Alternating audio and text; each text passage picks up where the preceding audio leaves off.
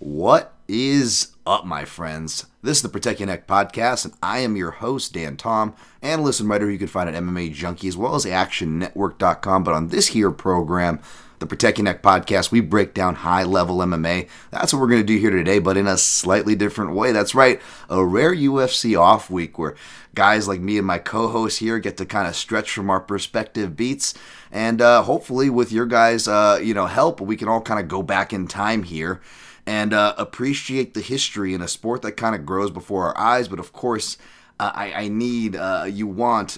makes it just better to have another co-host, especially one for these shows. I'm really selective. You got to make sure you've got some fandom. You know your stuff. Doesn't matter when you tuned in. There's people who tuned in maybe 2018, but they've got a decent knowledge. Me and Dan, we'll talk about it here. We've got a nice parallel knowledge that goes back about the same time, which is nice. We'll see where we end up. But everybody say hi to today's co-host.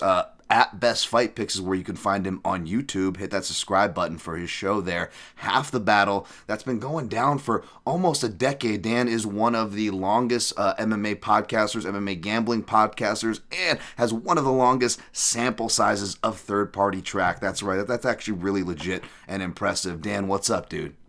Oh, man. I appreciate the intro. I appreciate being here with you, especially for this topic, man. I mean, I know every single time that I come on your show, we did the top 5 featherweight wars. We did the top 5 promos, and now we're going to do the top 5 championship performances, which is something that is one of my favorite topics because I'm always admiring greatness. I'm always looking at these men and women that are breaking records and looking to take that sport to that next level. And I think we got an incredible list. I know I do, and I highly believe that you do as well, of a list that not just the modern era, but even the people that brought the sport to where it is today. Some of the pioneers. So many incredible performances.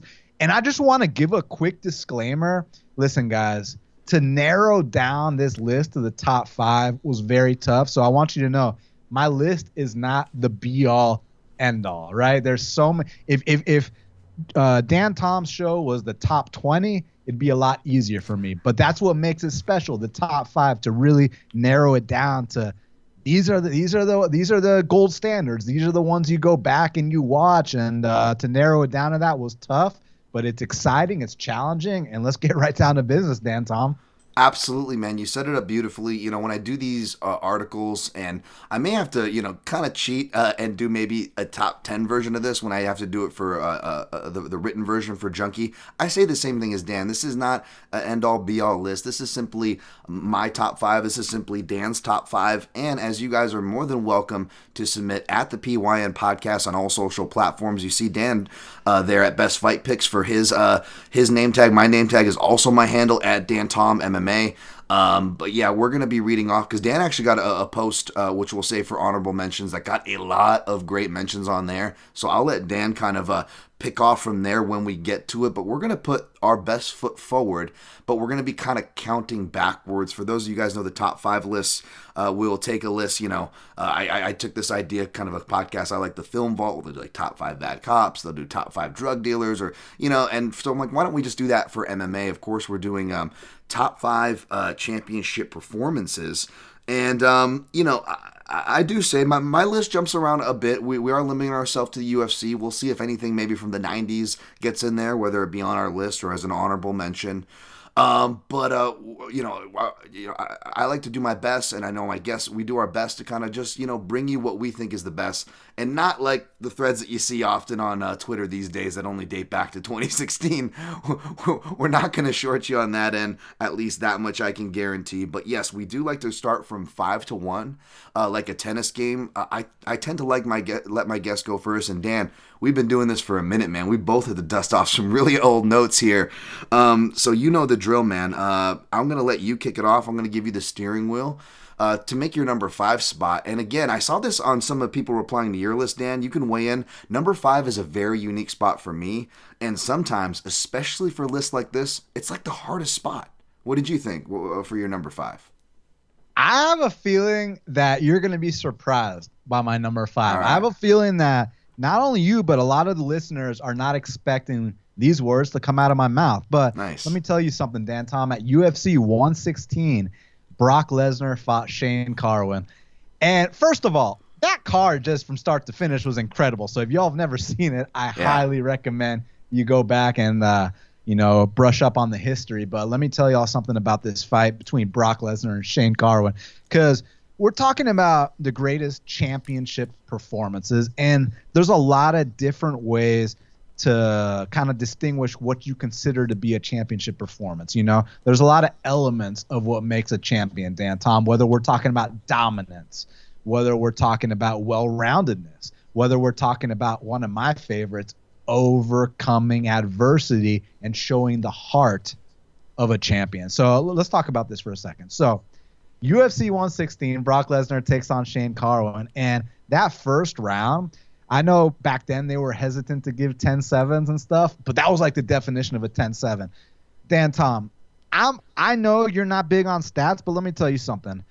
Sometimes stats, you'll look at them and you'll be like, dude, that's total BS. Like, no way did this guy double that guy up on strikes, or like you watch that fight between Iron Turtle and John Phillips, where he lands like 200 ground strikes, but they only counted like 5 of them as significant. So I'm not here to debate any of the validity of that kind of BS, because you and I both know that's a bunch of crap. Right. But there are times when the stats counters will actually paint a story. And when you look at round 1, Dan Tom, of this Shane Carwin versus Brock Lesnar fight, and I mentioned how it was 10-7, dude, the strike count was 40-3. 40-3, Dan Tom. And I bet those 3 strikes Brock Lesnar landed might have been like a slap to the ear or something. Like, we wanted to be nice and call it significant. But the point I'm trying to make is that this guy got dominated pillar to post in a way where if he would have just turtled up and let the ref intervene, no one would have held it against him, because that ass whooping Shane Carwin put on him was hellacious. And at the time, Shane Carwin was a scary dude. Shane Carwin was that guy touches you one time. He was like the white American Ngannou at one point. And he put it on Brock Lesnar in a way. And I remember showing this fight to my brother. My brother is not a big MMA fan like I am, so I'm always trying to introduce him, show him the right fight so that he can gain the appreciation that I have for the sport, because you know what, that's my brother, that's my family member. I want him to appreciate what I like and stuff like that. So I remember showing him this fight, and when it comes to round 2, he's like, wow, I can't believe this guy got back up. Not only does this guy get back up, he goes out there, he blast doubles Shane Carwin, who is also a very qualified collegiate wrestler, and then he gets that nasty arm triangle, gets him to tap. And when you look at the backstory, Dan Tom, because this was UFC 116, right? Yeah. Prior to that, Brock Lesnar fought at UFC 100 against Frank Mir. He obliterated Frank Mir the second time they fought, right? Because the first time was a knee bar, second time was a ground and pound TKO. But a lot of people forget that Brock Lesnar made an ass out of himself at UFC 100. He gets on the mic, and at the time, Bud Light was the big sponsor. He's like, I want to drink a Coors Light because Bud Light won't pay me nothing. And and you remember the scene where he's going up to the fence, and you see the drool coming out of his mouth, and he was very classless in victory, which I don't care. It's the fight game. I enjoy it all, but let's just call a spade a spade. He was very classless at UFC 100. And then you remember at the post-fight press conference, he had the Bud Light bottle on his podium, and then he had to apologize. He had to do the whole bit, right? So people were looking down on Brock Lesnar. So he takes that whooping against Shane Carwin in round 1. He comes back in round 2, finishes the fight, which was incredible in itself. But then he gets on the mic and he's like, I stand before you a humble champion. And that's when the fans really came around on Brock Lesnar. Like, there was an intrigue already you look at the guy's physique. He's a monster. You want to see him fight anyways. But that was the first time that he appeared to be endearing to the fans. And I know I'm going off on a tangent here. It's good. It's really about the performance. But I felt like he showed championship qualities, overcoming that ass whooping. When you think this guy is just a bully, you think that this guy can give it but can't take it. Guess what? He can take it too. Comes back, finishes the fight, gives a championship speech. That's my number 5, Dan Tom. That's awesome, man. I'm glad you're going with comeback style performances, because for me, it was such a hard topic that, and this isn't really a spoiler alert because it is such a big topic, but I'm such a fan of comebacks, so you're automatically in my heart with that. But because I'm such a fan of comebacks, I noticed that a lot of the selections that were comeback related from certain fighters' catalogs, I talk about them so much and I have them in so many other lists. So for me, I'm like, I'm going to try to leave those out. So for you to touch on some of those from such a legendary card, by the way, folks, like UFC 116 was one of those rare cards, right, Dan, where the hype matched the outcome. It was sorely hyped. Like Rogan was hyping it on his podcast. I think the Joe Rogan podcast maybe just started, maybe around then. I don't know. I just remember Joe Rogan saying White Gorilla Festival, and it was like really catchy. Maybe he didn't have the podcast back then, but like everybody was like, you know, you talk about the Ngannou thing, like that was a legit thing. Like they were running the Ford Escort line right before Ngannou and Miocic at UFC 220. But before they had to resort to cars, what was the heavyweight measurement? It was the glove size, right? Like Brock Lesnar is this glove size, and then when Shane Carwin came around, he's like, he's got a 5X, he's got an even bigger. And our minds were just like, that's what they used to kind of promote was like glove sizes. And yeah, the dude, it wasn't just 40-3. I mean, that's a Shane Carwin 40-3.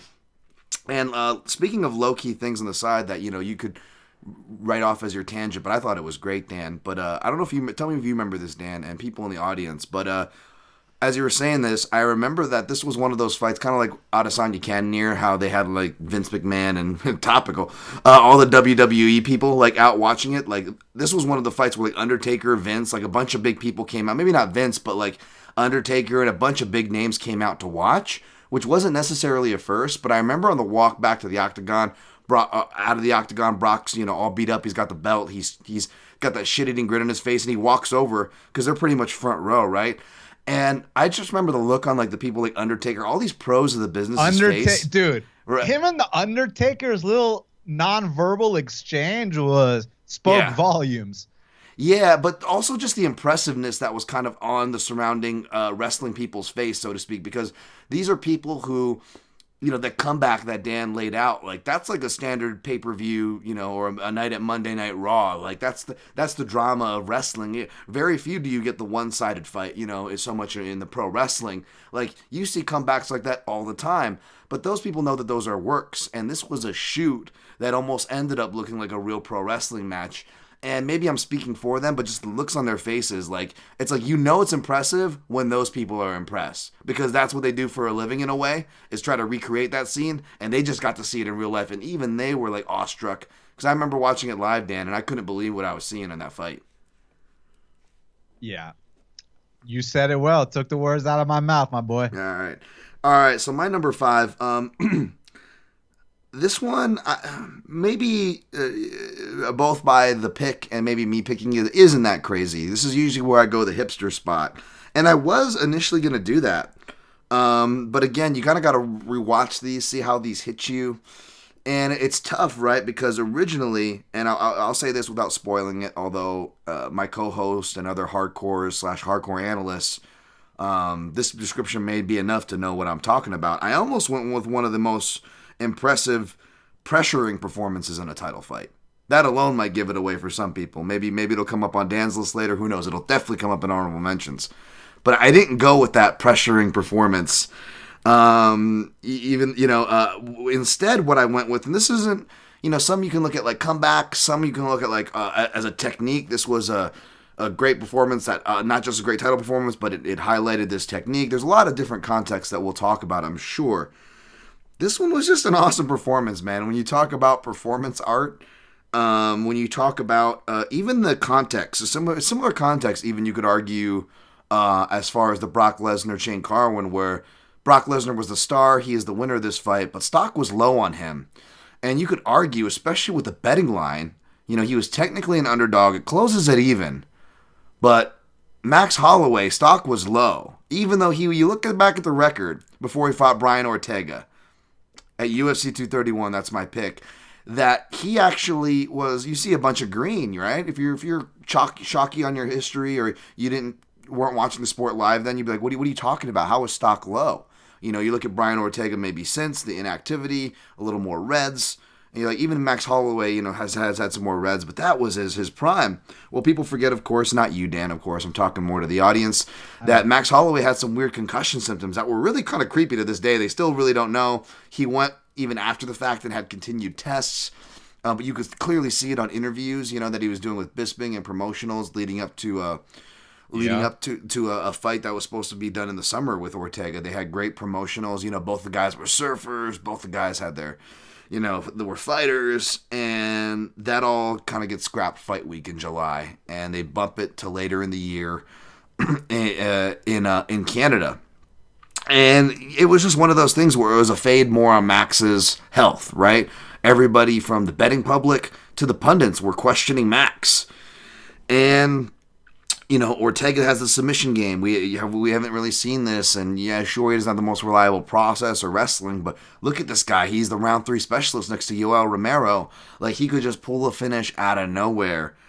And Max just takes him to school, man. Like, you're looking at, all these performances on my list without naming any to spoil. And I'm like, as far as taking to school, there's very few that compete with this, I almost had another Hawaiian taking a fighter to school on my list, even in his honorable mention. I'm like, that doesn't even compete with this one. Max is taking Ortega's hands and teaching him how to block in the middle of the fight, And if you're a fan of Max Holloway and the countering and combinations, the boxing, the Asia Pacific Islander thing, the not the bandana, but the headband that he would wear out. It's like, were we getting our own Manny Pacquiao? The countering and combinations, except he just did it on steroids, for lack of a better words, times 10. Just the waves of countering and combinations and angling on Ortega, and you think the combination's done, and he angles off, goes to the body, comes back up to the head, follows him out. It was just insane. You want to talk numbers, go look at the numbers on that fight too, when they've had time to sort the fight metric. Not the ones so much live on the broadcast even, but just the ones they settle on. Him looking over to his, his cage side, his son, which is a really dangerous thing to do in this game, to have your children. I'm not poo-pooing it or like morally I'm just saying, like, it's crazy. It's kind of I'm not dissing it, but it is a crazy thing, right? It could go badly. And he's got Minnie Blessed out there, his son, and he's giving him the sign, telling him him in the commentary, it's gonna be this round. This is the round it's gonna be in, and he technically misses it, right? You almost get the stoppage, which would have been forgiven in what was a near 10-7 round. Really, right? And then it ends up, thankfully getting stopped. But in the corner. But yeah, that was I don't know, man. This was just an amazing performance, and I had to give Max Holloway some love on this list. What do you think, Dan? Yeah, when you go out there, put up historic numbers, triple a man up on strikes, teach him how to block in the midst of a fight. That's one of those gold standard fights that kind of proves the point about, the consistent, volume attack of a guy like Holloway against the guy in Ortega, who is not going to win minutes like the kids like to say, but he's opportunistic and he needs that one big moment. And when that one big moment doesn't come against a guy like Max Holloway, pobrecito, you know what I'm saying? You're gonna be eating big. You're not necessarily big shots, but accumulating shots. And it's just like that death of 1,000 cuts approach, which he's done throughout his career. Even in non-championship fights like the Cater fight, which was a championship performance despite there not being a belt on the line, right? Just the caliber. So yeah, 100% that has to be on the list. Yeah. Also, it was weird. We saw Hawaiian embraced by Canada. From fans like us, Dan, who are around from the BJ Penn to GSP rivalry, we wouldn't think that would be a thing that was possible. But the Toronto Raptors love. It all kind of came full circle, and both Max and Canada matched that embrace that Max had for Canada, and that was always cool to see. There's a lot of country, supporting their fighters, and that's beautiful, and that makes crazy scenes, right, too? That's all cool. But it is cool when you just see random countries embrace random fighters. Like, that shit's pretty cool, too. I think it's a thing where Max Holloway is going to be appreciated anywhere he goes. Yeah, the way he carries himself, I've never heard him say anything bad about anyone, which, don't get me wrong, I love my shit talk, but I like more when someone is themselves, right? When they're not going out there forcing things. And BJ Penn, who I also love, he's more of a shit talker, right? Like when he's, not just berating GSP, but Faraz and all this and that, it's understandable why, he got booed in that spot compared to Holloway, whereas also Holloway wasn't fighting a hero from Canada either. That's You true know, too. when you Yeah, have to that's true pick too. who do you look up to more? It's Holloway all day over Sure. Ortega. Sure, So yeah, absolutely. sure. Hey, before we get to number four, I just want to note something that's pretty cool. We delineated like comebacks, there's, techniques, there's dominations and shows. Uh-huh. There's all these different contexts. And one of the most common contexts I found that I was worried we weren't going to break away from is most of the things that come up on lists, and I'm sure it'll come up on our list too, no shame. But it's usually we're doing greatest, we're doing top 5 UFC championship performances, and usually it's the challenger winning in a lot of these because it makes sense. It's like, not that they have to be the challenger, not that they have to be an underdog, but what often makes things great is this narrative of not expecting it, right? That expectancy bias, so to speak. Shout out to a Severe MMA podcast, I think, coined that phrase. But like, I don't know if it's like expectancy bias that plays into that, Dan. But like, I'm glad that you look at our number 5s that me and Dan did, and they're actually 2 champions defending. Holding the line. So that was interesting. I'm glad we had that. And by the way, it's not wrong. I don't know if me or Dan will make this case, but again, I always encourage to get as cute as you want with a topic, right? And technically, Dan, me or you could pick a loser in a championship fight if the performance was good enough, right? Now that would probably entail some type of air quotes robbery R word, right? Or something like that. But you know what I'm saying? Like, you could get really cute. Maybe there are things that are maybe even at least qualify for the honorable mention. So again, don't limit yourself, folks, for this topic. If you want to contribute post-show in the comments below, hit that like button. It's much appreciated. All right, with that being said, where does your number 4 land? What kind of selection we got for number 4, Dan?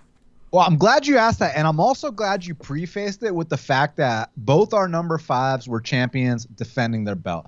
And you mentioned how that's awesome, but there's also got to be those challengers that come up and make statements. And that's what I got with my number 4. And a big talking point, and like, for example, the last year or two, every year people come up with different phrases, different this, different that, of how they want to describe things, not just in fighting, but in life in general. And now there's this whole thing about he is him, right? Like they're calling, like, if you're the man, they call you him. And if you're a badass chick, they say you're that bitch. And what's the biggest I'm that bitch performance? Joanna Jędrzejczyk versus Carla Esparza, man. I remember because think about this, man. Great call. At the time, right? Like, people were hesitant about women fighting in the UFC. People were like, even you look back at the Sean Strickland press conference he had like a week or two ago, right? And he was talking about how, like, I don't want to watch cats fight. I want to watch lions fight, which is a very like sexist thing to say, but I also understand where someone would be coming from saying that. Like, if it's your preference that you'd rather watch the men fight, I can't be the guy to hold that against you. What I would hold against someone is if they were disparaging a high-level fighter just because they're a woman or something, like saying, oh, she can't fight or this or that. When Joanna Jędrzejczyk was in her prime, like, it was one of those situations. Like, you remember when Ronda was in her prime and people were talking about, oh, she could beat Floyd Mayweather? Or when Conor McGregor was untouchable, that people were like, he could fight John Jones. Like, at one point, some of these fighters had such an aura that people thought they were superhuman. And I felt like Joanna Jędrzejczyk brought that to women's MMA, man, because, like, when she fought Carla Esparza, dude, no one wanted Carla to be champ. I mean, she pissed everybody off on the Tough House, being a bully to Randa Marcos. Her style is probably top 10 most boring styles in all of MMA. No disrespect. I mean, I'm a grappler myself, but I don't really like watching grappling. But and I say that. Of course, I love beautiful scrambles. Of course, I love high-level techniques. But if you ask me, okay, there's a UFC fight on, and there's the ADCC or IBJJF Worlds or whatever on. Dude, I'm watching UFC all day, and I'm a purple belt in jiu-jitsu, and jiu-jitsu is pretty much the only martial art I train. So what you do and what you watch are two completely different things. And with Joanna and Carla, firstly, Joanna in the face-offs, like, remember when she used to get down low and then look up right into your eyes, and she'd put the fear in these girls? And when you talk about the biggest I am him performance or I'm that bitch performance, like when she went out there against Carla, literally stuffed almost every takedown, TKO'd her, which like you don't often see knockouts in the women's divisions, Dan Tom, let alone at 115 pounds. And you see this Polish girl kind of on the skinnier side, might not look that intimidating just from a bird's eye view, but you hear her talk. You see her presence. You see the way she carries herself in there, her dominance when she fights. And you don't judge a book by its cover with Joanna Jędrzejczyk in her prime. Because you remember when we used to call Joanna violence? Like, dude, so that performance she had against against Carla Esparza, that's got to be one of my top 5 championship performances because it was like, yo, who is this chick? Yeah, man. I don't think I was gambling on that fight, thank goodness. But like, I do remember that I thought Esparza would win. It's kind of like at like men's heavyweight. Like, there's just not that many wrestlers, So if you wrestle at heavyweight or if you wrestle in the women's division, I'm like, oh, you immediately have an edge over like most of your competition, and that may very well be true on paper. But Joanna Jędrzejczyk in that fight not just showed. I don't know if they were comparing her to like a female Chuck Liddell or what they were using as far as her sprawl and brawl, because she didn't use a lot of kicks when she first came in. Which was probably smart, and she got more comfortable with it. But in the beginning, she actually didn't use a lot of kicks. She was getting those knockdowns, in the first Gladelia fight. Those were punches. And she was carving up Esparza with elbows. It was beautiful. Like, from a technical perspective, it wasn't just sprawl and brawl. It's a really good fight, regardless of male or female, to watch for frames in MMA and using short elbows off of frames. Like a short elbow framing performance, it's easy top 5 as well. It's right on your top 5 list as well. You know what I'm saying? Like, this fight's not going anywhere if we're talking about that, regardless men or women. And it got so uncomfortable watching her just carve up, and it's just like nodding and lumping up Esparza. It's not even so much like she's slicing her up as she's like lumping her up. And it was just like, they could have stopped it sooner probably, to be honest. But it was brutal, man. And I think it was one of those where, like, it looks like it's about to be a standing stoppage, but Carla took so much where, like, the ref, when they, like, Maynard Diaz 3, where the ref stops it and the fighter, like, slumps right after. I think it was one of those two. It was, like, super dramatic. You're like, oh, it was brutal. That's a great pick, though. That's a great pick. I love that pick. Thanks, man. And another thing, like, we talked about the dominance in the fight, and we talked about the face-off, but to put more emphasis on it, I felt like that was one of those perfect examples of the mental warfare prior to that, right? Like, I felt like she had already beaten Carla before the fight even started, which was so important because, like, dude, wrestling wasn't developed in Poland at that time, man. Like, do you remember, like, Jan Blachowicz? I'm talking about way before he was the champ, when, like, he fought Gustafsson. Like, he'd rock him with these shots. Gustafsson just shoots a takedown, holds him down the rest of the round, the rest of the fight. You watch Jan Blachowicz versus Corey Anderson the first time, not when he knocked him into the 10th row, but the first time when he got 30-25. Like, dude, wrestling and stuff like that in Poland and some of these parts of Europe, I'm not talking about, the Russians and stuff, but I'm talking about, like, right. Poland and some of these more emerging spots. They weren't up to date back then, my man. This was like, damn, this was before Joanna trained at ATT, right? So for her to have that kind of performance against Carla, who already had probably the highest wrestling credentials in women's MMA, I mean, Tatiana had not made her debut yet. So, yeah, it's just impressive on so many levels inside the octagon, outside, mental, just physical techniques. Yeah, so it's definitely my number 4. Nice. That's a solid pick, man. So my number 4 is where we might get into some crossover. Okay. Perhaps. And this is definitely because this is definitely a popular pick. And hopefully if it is thinking Battleship, it's not high on the list. I feel like this one will be high on a lot of people's list too.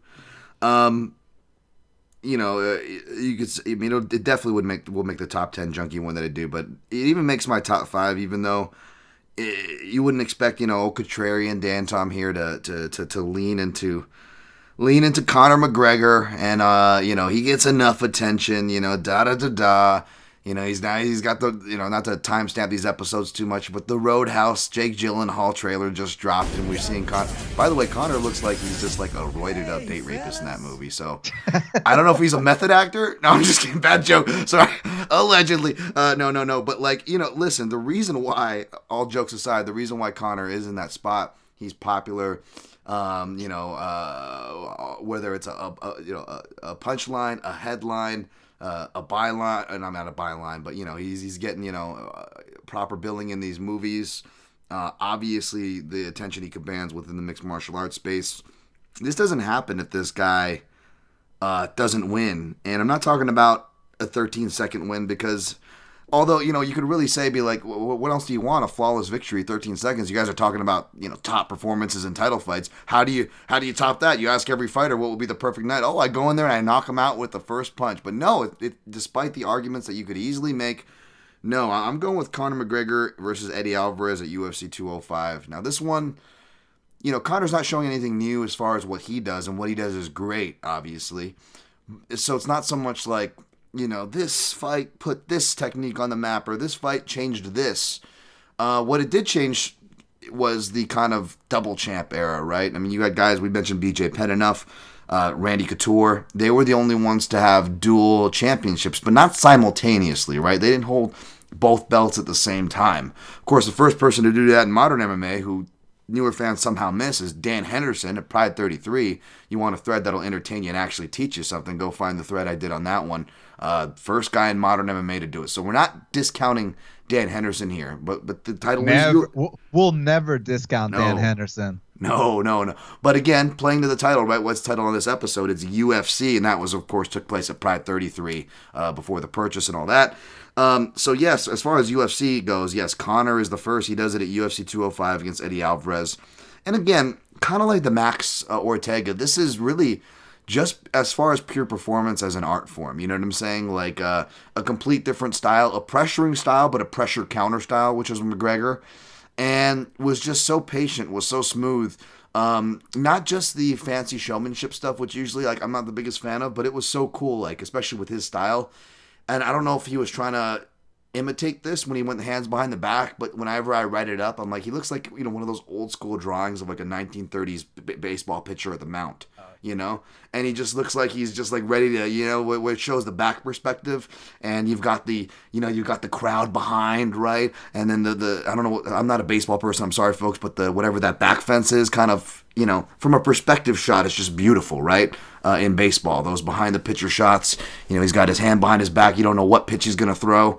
And that was essentially the spirit of what Conor was doing. Even when you go watch the fight, the ground and pound that he does, you want to talk about takedown defense, he had very underrated ground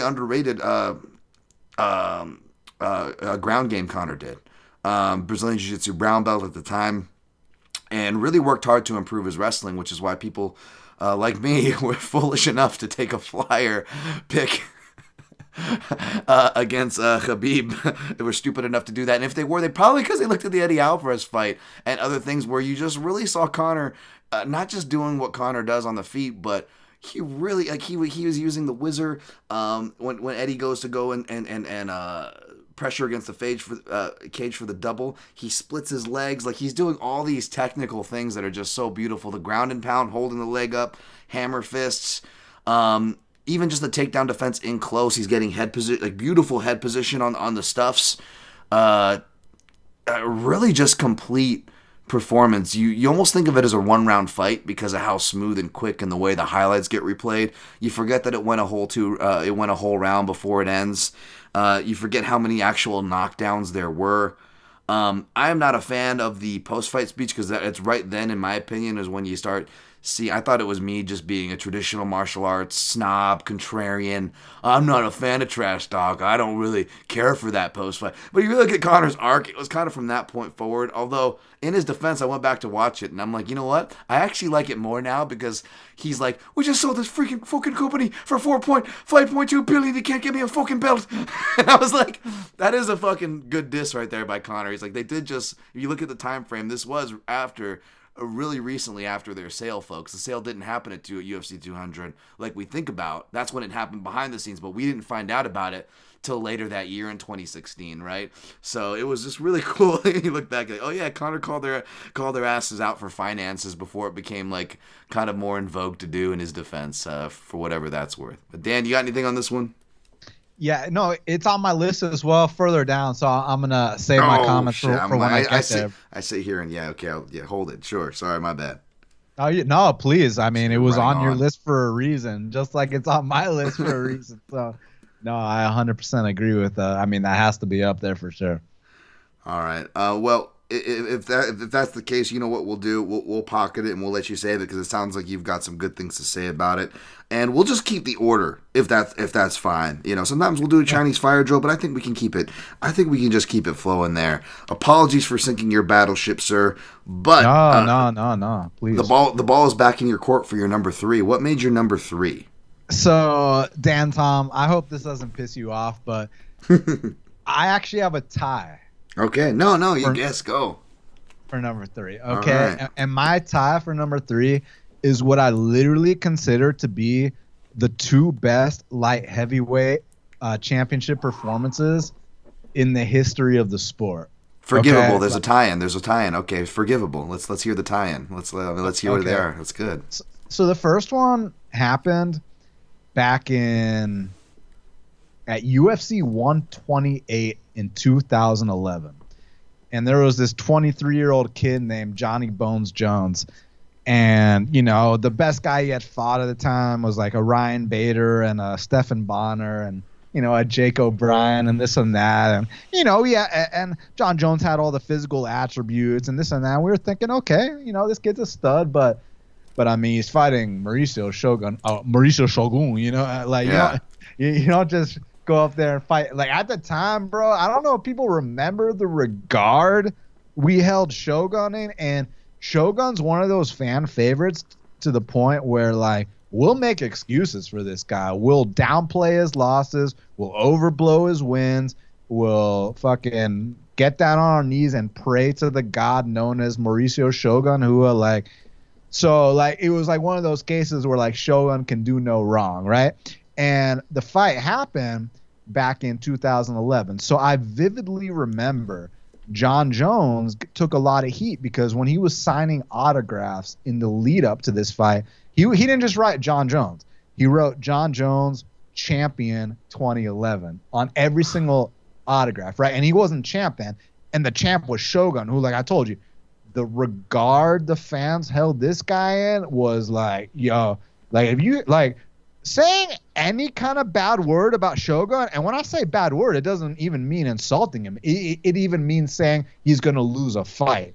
Those were like fighting words. You don't ever say Mauricio Shogun Hua is going to lose a fight, right? And I thought Mauricio Shogun Hua was going to beat the shit out of this young little loudmouth, right? Dan, Tom, the final strike count was 75-9 on significance. When I tell you that this was one of the most pillar-to-post ass whoopings I've ever seen, look at the strike counts per round. Round one, 25-5. Round two, and that's significant. Let's go totals. Okay, round one, 31-5. Round two, 41-5. Round three, 30-1. I mean, when you talk about dominance, you talk about this performance right here. That was just pure domination against a legend, against a future Hall of Famer. I mean, I know Shogun's fight with Hendo's already in the Hall of Fame, but I'm not sure if Shogun, the fighter himself, is in the Hall of Fame yet. But believe you me, to quote Bisping, he will be one day very soon. So to have if he had that performance against Jake O'Brien or Matt Hamill or, you know, okay, cool. Like, it's still like, hey, take note. This is impressive. But to do it against Mauricio Shogun Hua at that time was like, yo, like, do you remember in Scarface when Tony kills Rabanga, like the communist in Freedom Town, right? And then he has to go to Frank Lopez, his first boss, to like give him the briefcase with like the coke and like the money and all that. And you know, I forget the exact words, but this is what I remember. Tony Montana was like, "Oh, don't mention it. It was fun." And Frank Lopez was like, "Oh, it was fun. It was fun." So like, that's how like I view like John Jones. Like, bro, like it wasn't like even about, he talked about in his interviews how he dehumanized Shogun to a point where like even in like the media press conferences, he would say like some shit where like he'd be like, Shogun's a man, Shogun poops just like I poop. Shogun puts on his pants in the morning just like I do. And I remember Shogun's face when John Jones said that. He's like, what the fuck is this guy talking about right now? Like bringing up shit like that. But like, bro, like when they got in there, the domination, and that literally set the tone for what would go on to be a 10+ year reign. And when I talk about that, Dan Tom, you got to understand something. John Jones, so he's been in the UFC since 2008, right? We're currently in 2024. He's never lost a fight, Dan Tom. He's never lost a fight, Dan Tom, to this day. So that fight against Shogun set the tone, and that was the most dominant performances we've ever seen in all our years watching the sport. So now let me tell you the fight that ties with it, right? All right. So in a weight class that John Jones ruled for over 10 years, the same weight class that had Chuck Liddell, the same weight class that had Rampage, Lyoto, Shogun, Rampage, Forrest, Rashad. I don't know if I've mentioned their names a couple times. I can keep going. Right. In that same weight class, there's this guy named Jamal Hill. He goes in there against Glover in his title fight, and he breaks the record for significant strikes landed in a title fight at light heavyweight in a division that John Jones ruled for over 10 years. I feel like that fight Jamal had against Glover is an all-timer. I mean, when you look at the significant strike numbers, and this is one where I do agree with them because I watched the fight, and okay, if they're wrong, they're only wrong by a few strikes. It's not like some of those like fights where like they say, oh, this guy doubled that guy up on strikes, and we watch the fight and we're like, what the fuck are you talking about? Here, the strike count was 232 to 75, right? And that's just talking about on the feet, right? Now let's talk about how amazing of a grappler Glover Teixeira is. Jamal Hill passed Glover Teixeira's guard. Jamal Hill got taken down and mounted by Glover Teixeira, escaped all those positions, reversed them, gets on top of him, passes the side control. He stuffs 15 of 17 takedowns, in addition to setting the significant strike record in a division that John Jones ruled for over 10 years. I don't understand how this fight is so underlooked. Like, it's so, like, underrated, this performance, because I really felt like we witnessed greatness, Dan Tom, and I haven't witnessed that kind of greatness in the light heavyweight division since the John Jones versus Shogun fight. So for me, it had to be those two tied. John Jones setting the tone and Jamal taking it to that next level. I love it, man. I love it. You know, John Jones, if it did a top 5 performances, that's toward the top of the list. I don't know if I would be controversial by putting what's technically a no contest, but to me is one of his most impressive performances is his rematch with DC. Well, Dan Tom, sorry to cut you off. Yeah. I watched a fight, but you're talking about the second one, right? Yeah. I watched the fight between John Jones and Daniel Cormier, and in that fight, John Jones knocked out Daniel Cormier with one of the nicest combinations I've ever seen. The head kick to the foot sweep, to the flying knee, to the ground and pound. So people can give me, oh, no contest, this and that, like acting as if the fight never took place. I don't give a fuck about that. Like, to me, like, do you remember that fight Anderson Silva had with Yushin, not in the UFC, but outside? Yeah. Was it Rumble on the Rock or something?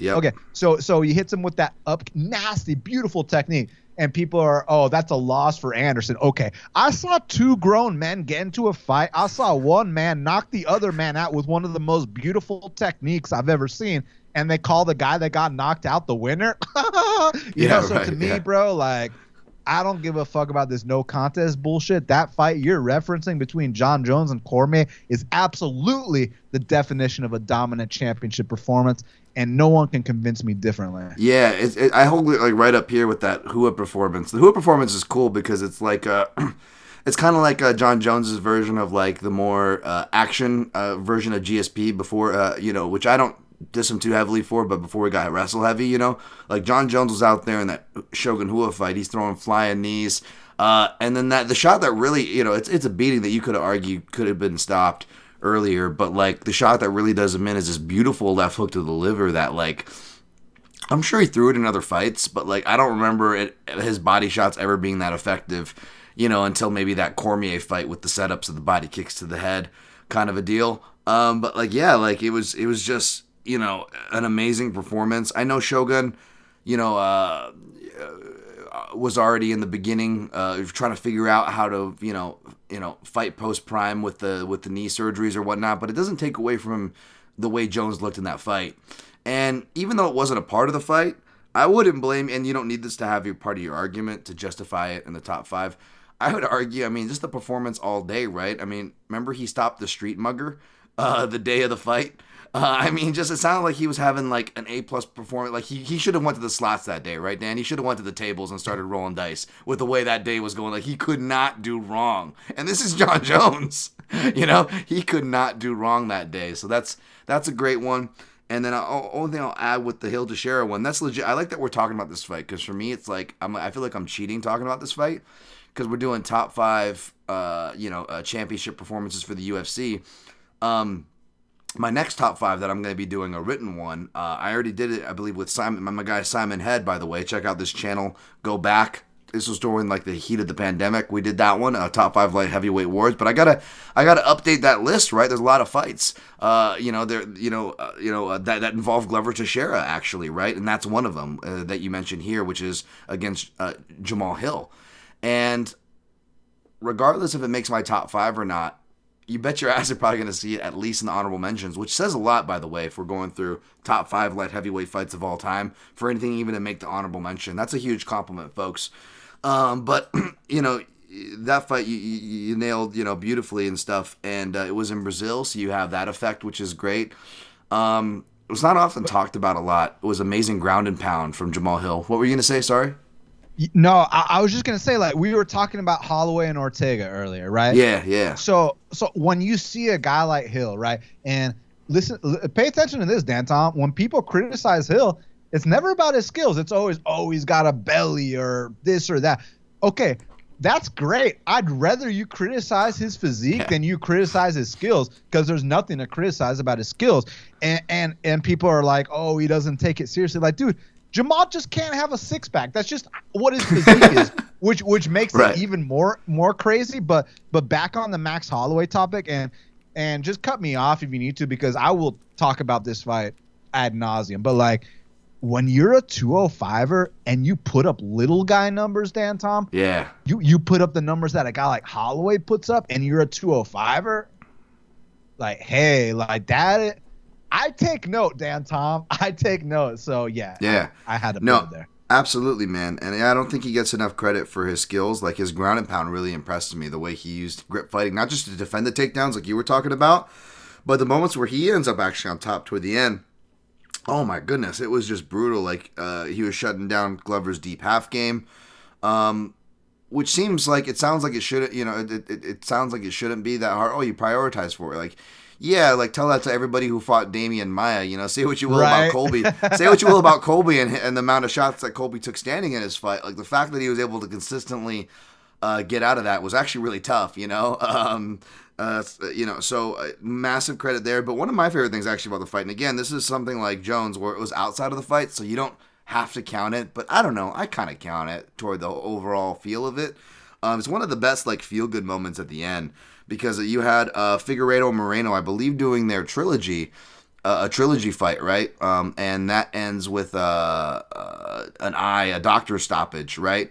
And it was a legal shot, I believe, but the crowd doesn't see it. That was a quadrilogy. Quadrilogy, okay, that was a quadrilogy. But it ends with the doctor stoppage, even though it was from a legal shot, and even though you could have argued that the momentum was already going Moreno's way. Of course, the crowd doesn't like it. And speaking of Colby Covington, even though Moreno didn't call them any names, they treated him like Colby Covington, and they pelted him with stuff, him and his team, right? And it was really bad.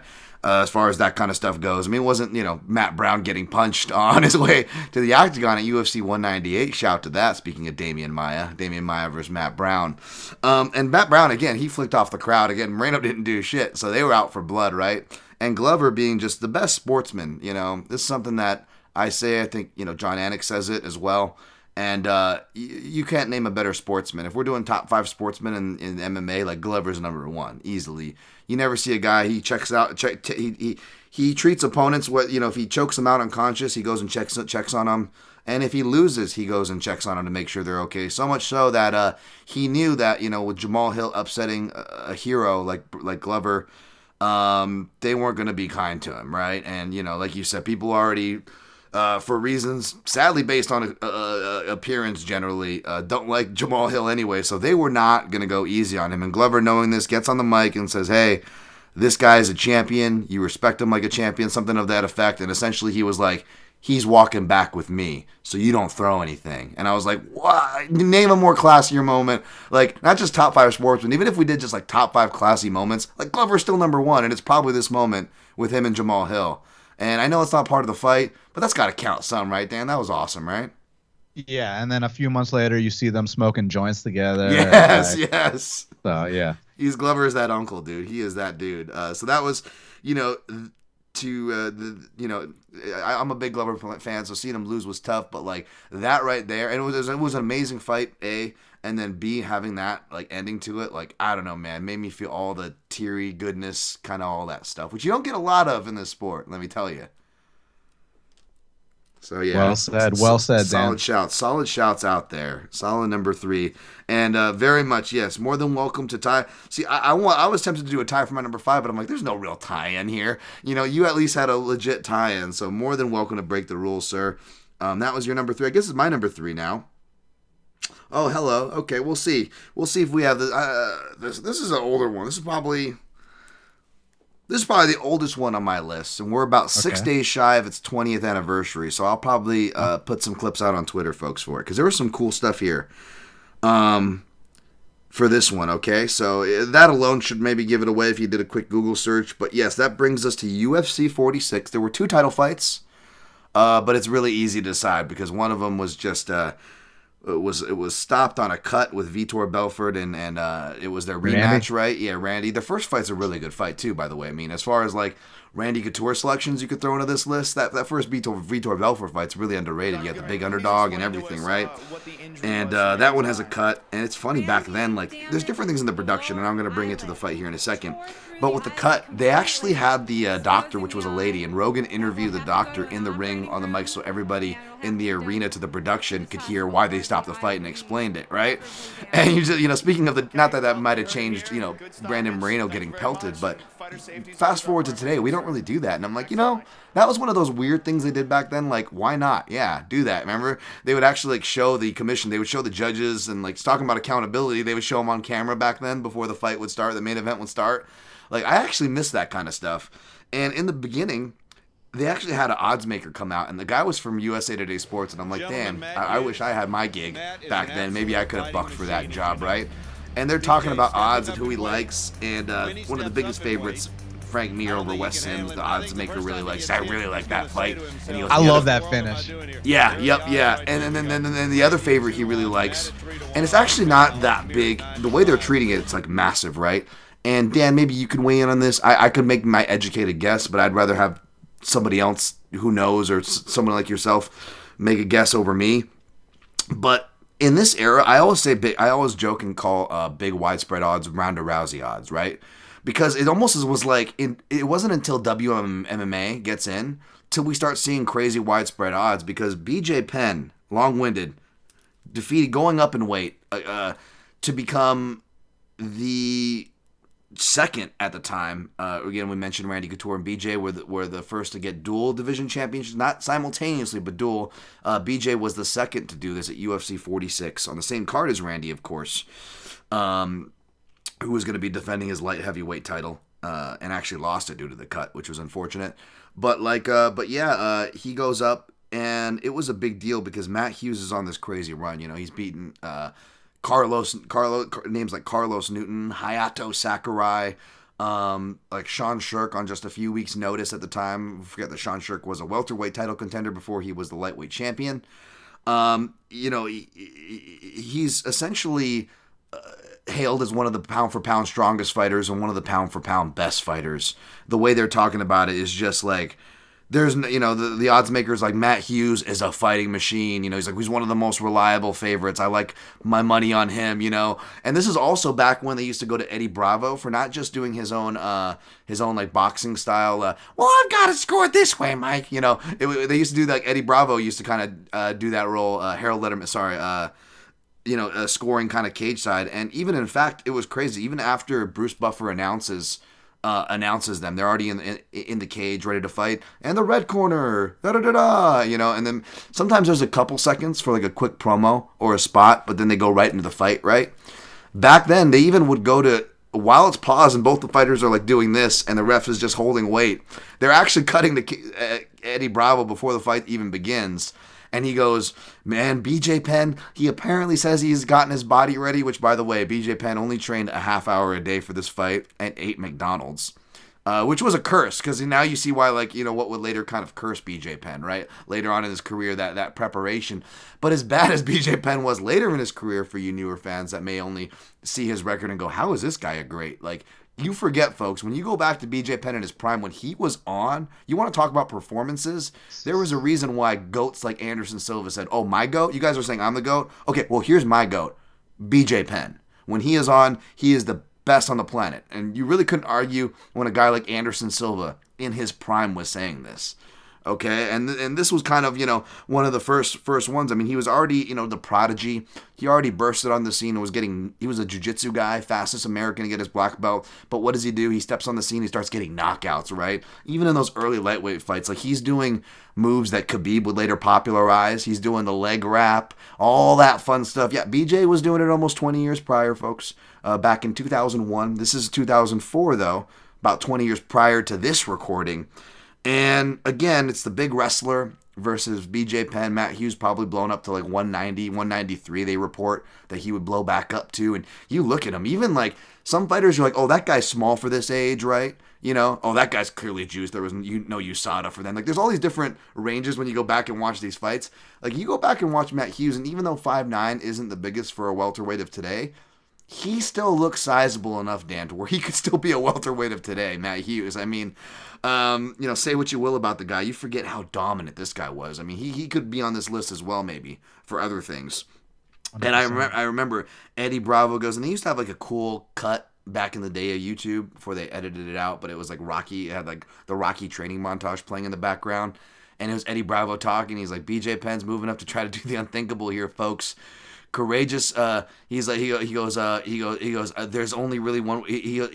Eddie Bravo's a fan of it, but he's essentially, he has no choice but to say it's insane, but he can't call it insane, right? So he just goes, I have no other word for it but courageous. And even Joe Rogan's like, courageous or foolhardy, we're about to find out. And like nobody, even when they're like supposed to be pumping up the fighter when they do the walkouts, like, yeah, BJ's been training with Randy. Like, Goldberg's like, BJ was training with Randy Couture, and apparently Randy couldn't hold him down at Team Quest. He even submitted Randy. Like, these were the legends of BJ Penn back then, right? And Joe, who if anything was, a BJ Penn fan as well, maybe not so much back then, because he and Joe Silva thought he was nuts. He's like, Joe Silva, BJ would not leave Joe Silva alone. Joe Silva's like, all right, you want it, you got it, buddy.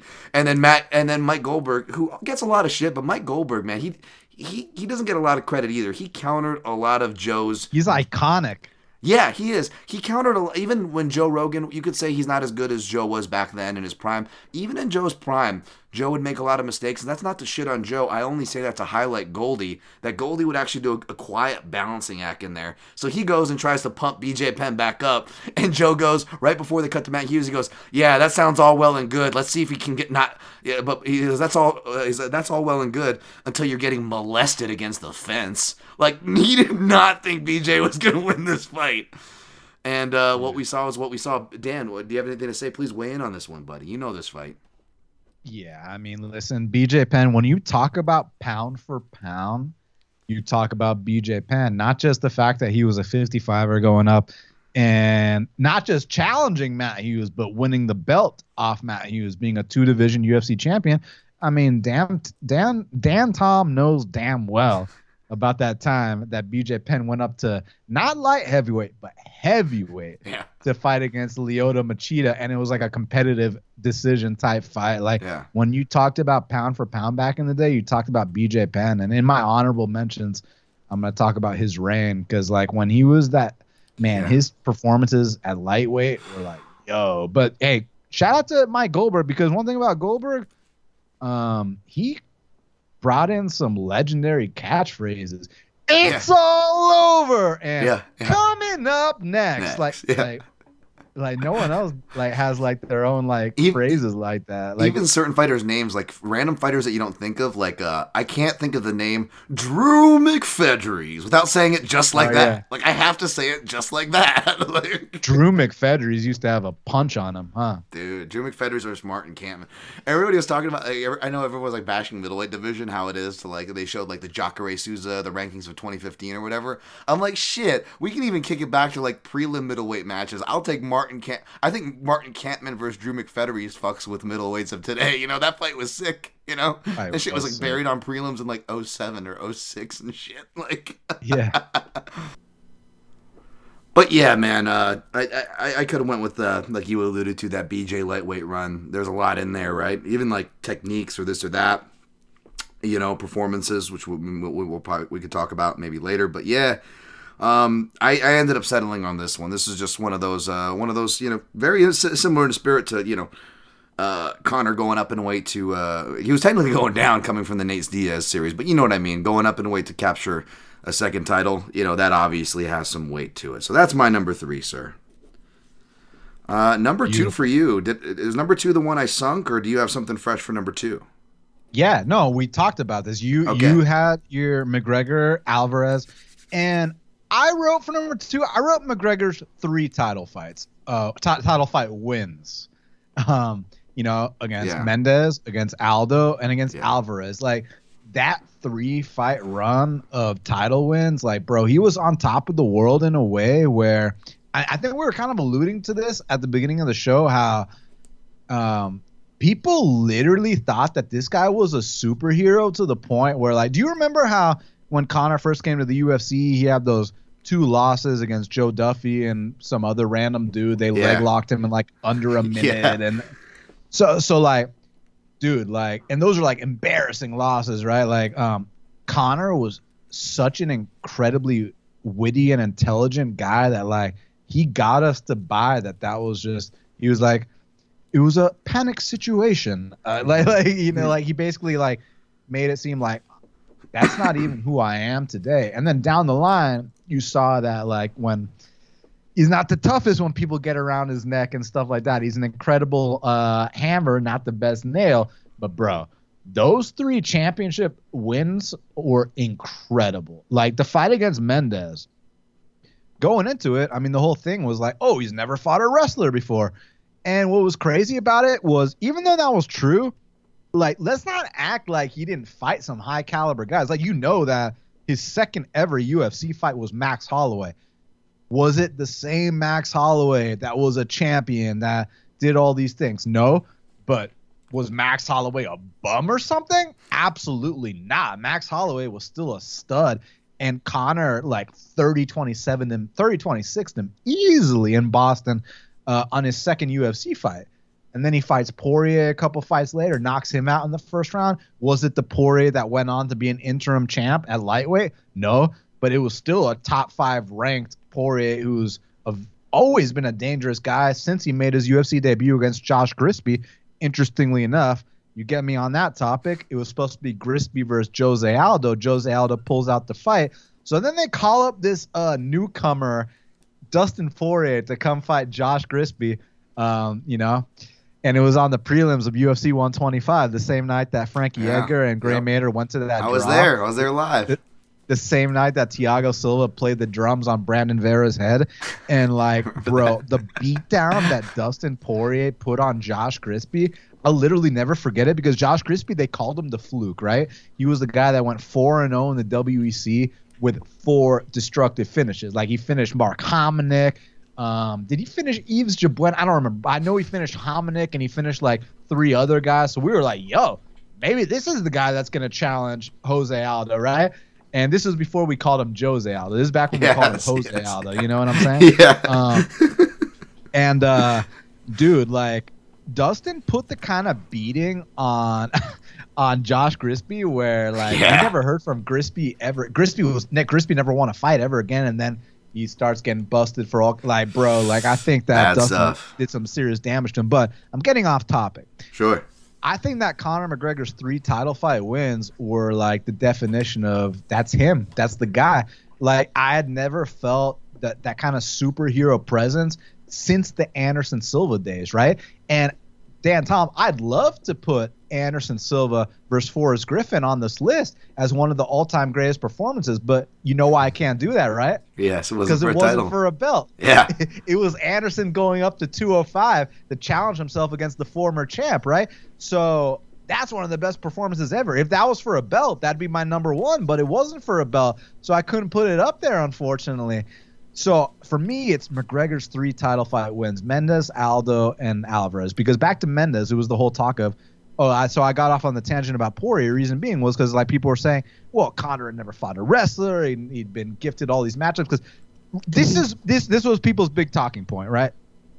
So you remember this is the exact order of how things happen, and people tend to leave out key details, right? So Conor beats Max, he beats Dustin, he does all these things, he earns himself a title shot.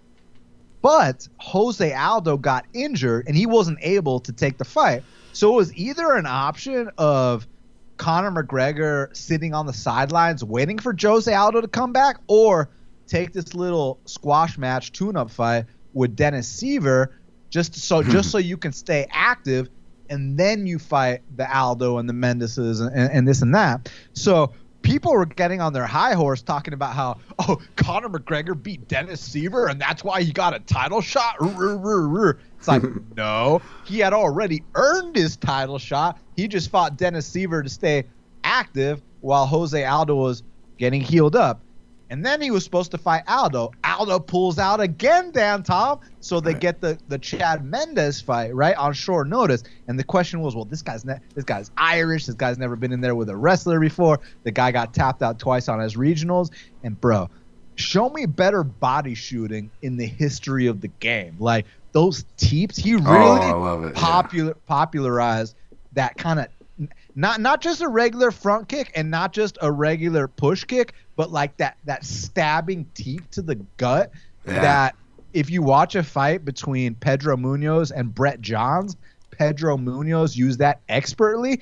And if you watch a fight between Pedro Munoz and Brian Caraway, he even stopped him with that exact kick. Yeah. So Conor kind of brought that kick to the forefront, showing that, because there was this big misconception that, you can't kick against wrestlers. They're going to catch that kick. They're going to take you right down. Conor showed that, hey, you can kick against wrestlers. You can bust up their body. Then when they start to get desperate, they start to get tired, then you go upstairs. He also showed a really nice guillotine escape. He was throwing those Carlos Condit elbows from bottom off his back. That was incredible. The Aldo fight. Aldo, like from the WEC to the UFC, was one of the most dominant champions we've ever seen. All our years watching the sport, was ahead of the game in terms of his techniques and his athleticism, the way he carried himself. There was nothing bad to say about Aldo to this day, to quote Deontay Wilder, to this day, But, like, bro, to break a guy like Aldo mentally before the fight even starts and make a guy like that, fight uncharacteristic, even in a 13-second fight, wow. Crazy. And then to take it that step further against Eddie Alvarez, where it literally looked like, I haven't seen a Matrix-like performance like that since the Anderson Silva days, right? Yeah. So to see the distance, the range, the footwork, the pull counters, the confidence, I was like, yo, yeah. So Conor McGregor's 3 title fight wins take my number 2. Yeah, incredible. I mean, you say what you will about the guy. The guy was a performer, and to the nth degree when it came to that stuff. And I like that too. You forget at 145 how good his kicks were. He had the body teeps. He even had a bit of the southpaw dual threats, the body to head against Seaver. Then would corral the other side with the spin kick. Use that to corral, and it was cool. Like you said, he kind of captured the imagination. He had the aura. And then even from like the technical nerd standpoint, like he was one of those karate boxer kind of dudes, which was like a style that, you didn't really see too much of, and you would see maybe, different style, but like, like Horiguchi was kind of a karate boxer, but of a different style, and Connor just kind of obviously was much more of a pressure counter guy, and had his own unique style. That's a great selection. It really is a great. It's so hard to parse those, man. It really is, because they're all three different performances, and they're all three amazing performances in their own contexts. Yeah, solid. I mean, you could argue that could be number one. Obviously, it's in our top 5, so obviously we hold it very high. Very deserved. That was number 2. All right. Now it's my number 2 time. All right. You said Anderson Silva, so maybe we'll either flow into a number 1, but I kind of doubt. I think it's between 2 fighters for both of our number 1s. If you don't have Anderson Silva, maybe you do. But I went with an Anderson Silva fight for my number 2. Couldn't go with Forrest Griffin. There's a few, kind of like BJ or Connors or the GSP, these fighters with these catalogs, right? You could justify a few. But this one was one I remember. It's probably one of the oldest ones on my list. Not as old as the other one. This one goes back to 2006. Of course, this is his first fight with Rich Franklin at UFC 64. I remember watching this one live.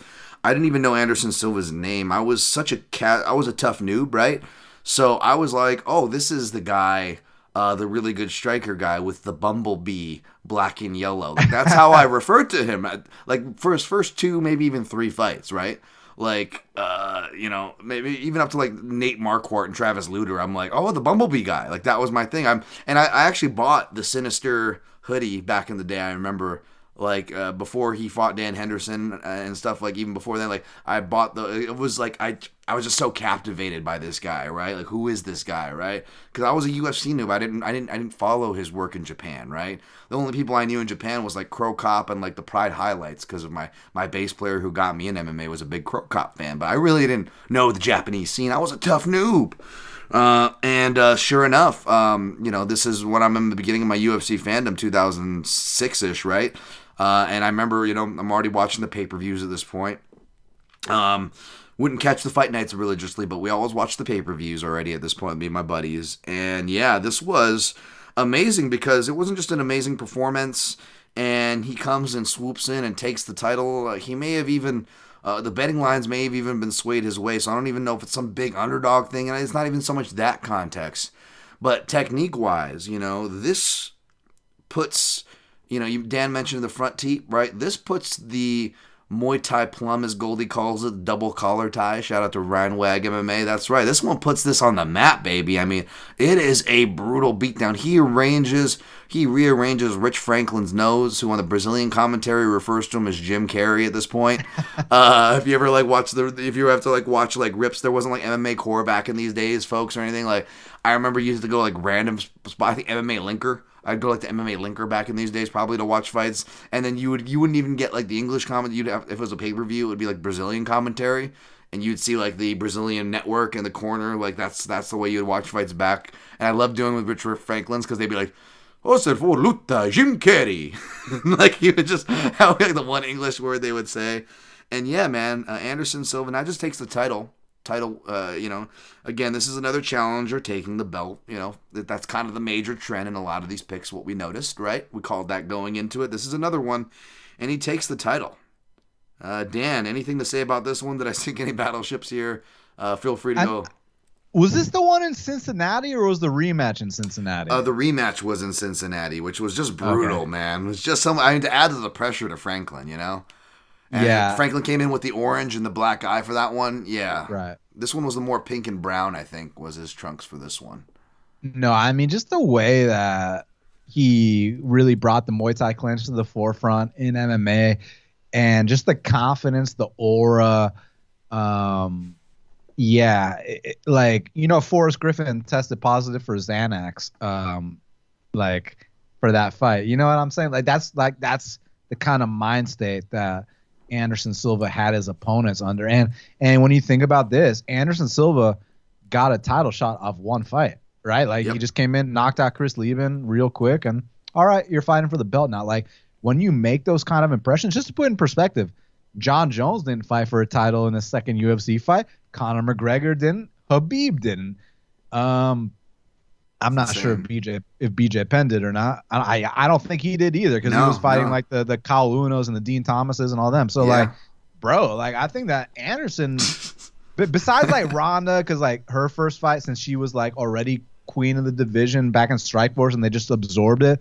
Okay, and like Aldo and the WEC guys, okay, they just absorbed the division, so that doesn't really count in terms of like I'm talking about. They didn't absorb a division. They just signed you, and you win your first fight. Okay, here's a title shot. That's how dominant he was, and then he goes on to set the record for the most title defenses in UFC history. Man, just one of the all-time greats. The aura, the techniques.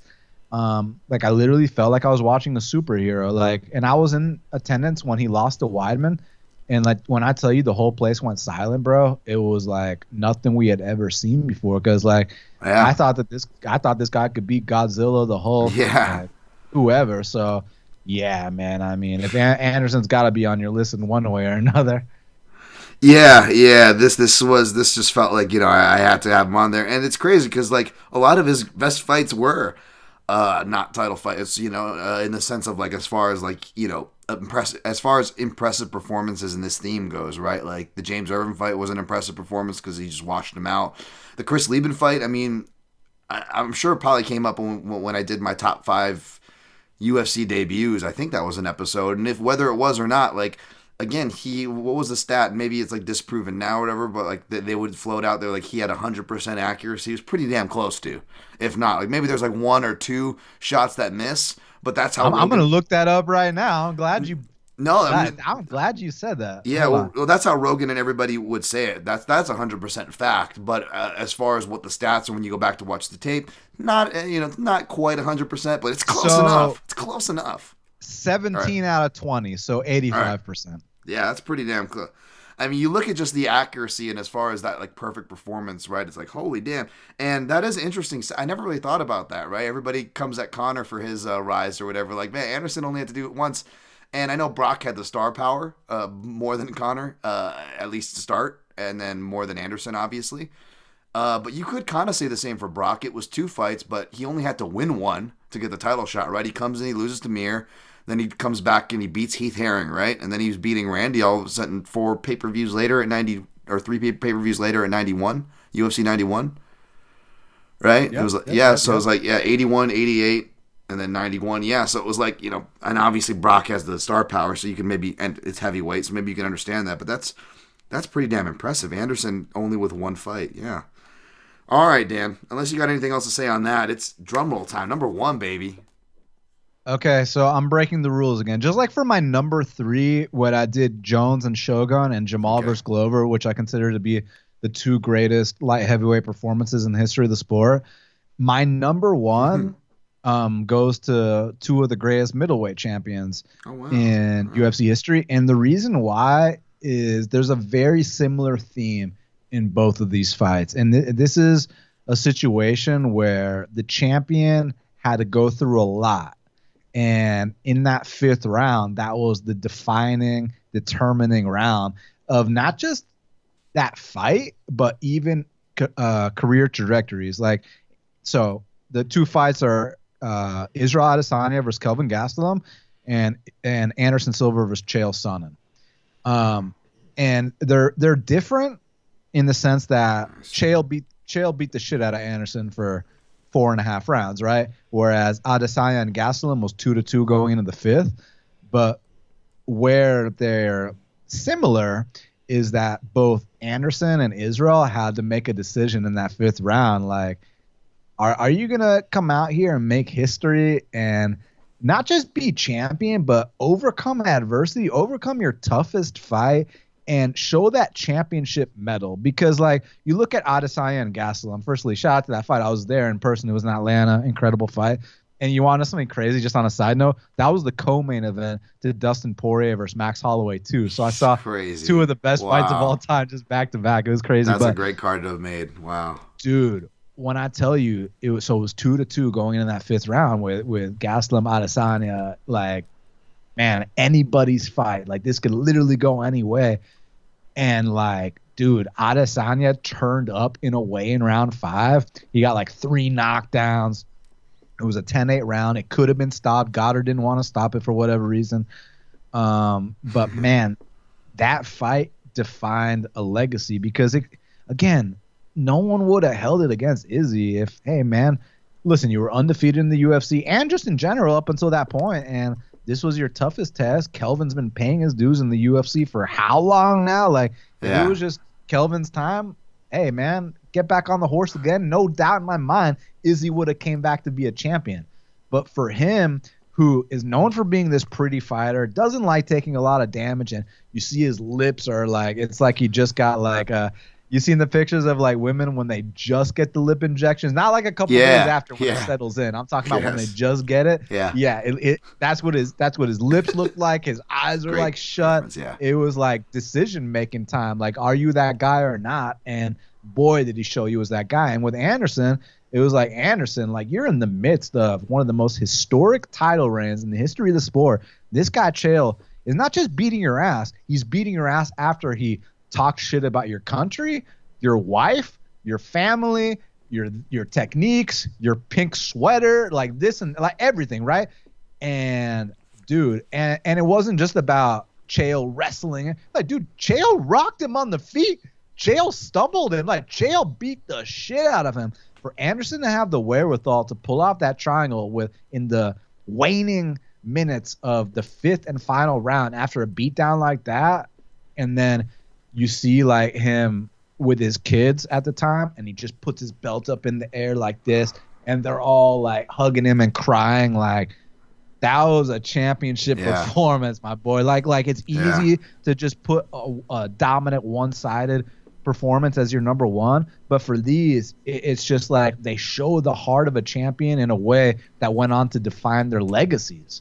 And for that reason, Dan Tom, it's a tie between Adesanya versus Gastelum and Anderson versus Chael. I love it, man. Again, like when you started the list, I'm really glad you had comeback performances in there because they're honestly my favorite types of performances, which is why they're on so many of my lists. And I probably would have had these on my lists or at least right up there as well, if not for the fact that I recently did like a top 5 middleweight matches. And of course, those 2 fights were, you bet your ass they were on my top 5, right? Speaking to our similarities. So I wanted to spread it out and allow someone like yourself to give love to these more of the comeback side of this list. And we didn't plan this, by the way, folks. As we do with all these lists, we don't tell each other our list. This is all organic, what you're seeing. So that makes it extra awesome that it worked out that way. And it was a double fake because I could have swore it was going to be, bantamweights. We were down to bantamweights, which might be, giving away where I'm headed with my number one. And I'm really tempted to do what you did. And I think I'd be just to do so. However, even though they're both amazing performances, one just honestly hits me personally more than the other one does. Hence, it's my list. Like, your list is your list, right? And 2, which happens to be the same pick that hits me more, it's also, of the 2 fights, if you were to say which one kind of changed the landscape, one of them, it was amazing as it was, it didn't really change the landscape, really at all, now that you think about it. I mean, but the other one did, stylistically, terms, things we use. And of course, I'm talking about, one of those fights, which will be definitely like on honorable mentions top 10 because it was an amazing performance, and now that I can burn it. One of the fights I'm hinting to, of course, was Cody Garbrandt over Dominic Cruz at UFC 207. I mean, that's just an amazing performance. Can I guess what your number one is? Let's do it. Is it Dillashaw versus Barao? Yep, the first one, the very first fight. Yep, Dillashaw versus Barao won. Because, sorry to cut you off. Because you prefaced it so beautifully. Cody versus Cruz, incredible performance, but you're right. It didn't shape landscapes. It didn't change the sport. It was kind of like, almost like a one-hit wonder. I know he's had some good knockouts since then, but it was like wow, that was a really beautiful one-off, like a one-off type thing. Yeah. Whereas when Dillashaw, you're going to talk about it, so I don't want to steal your shine. No, go. Dillashaw please. Beat Barao, like he took like the elements of Dominic Cruz's style, which was like a pioneering style of bantamweight, and then he turned it into his own. And now you see guys like Corey Sandhagen and all these upcoming guys using elements of that. and it's just a beautiful thing. I mean, I myself right now, all of my Muay Thai coach doesn't come from that specific lineage. I take the kickboxing classes at Extreme Couture, and we're a Bang Muay Thai affiliate. And Dan Dwayne Ludwig already had the fastest KO record and had his fight career, and as good as it wasn't good enough to get him that type of popularity. You could argue this performance just does as much for Dwayne Bang Ludwig in his career as it does for TJ Dillashaw's, right? And even though Dominic Cruz isn't involved, he is the one that actually carries the legacy over, whereas Cruz versus Garbrandt, ultimately, instead of a passing of the torch, it was more just an end of Dominic. It more just marked the end of Dominic Cruz's career than anything than Cody Garbrandt's, right? Whereas Cody Garbrandt hit this weird kind of, to timestamp our episode, he is picking himself back up. He's getting meaningful fights at bantamweight again, but he's had a tough run, and we'll see where he ends up going. But it wasn't where we projected at the very least, right? When he came off that performance. Whereas to your point, ironically, the guy carrying on the legacy, even though it was different styles, right? I definitely don't want to say that, and even the commentary is good about saying they are slightly different styles, folks, But yeah, he does his own evolution. I hate the term neo footwork, but that popularized.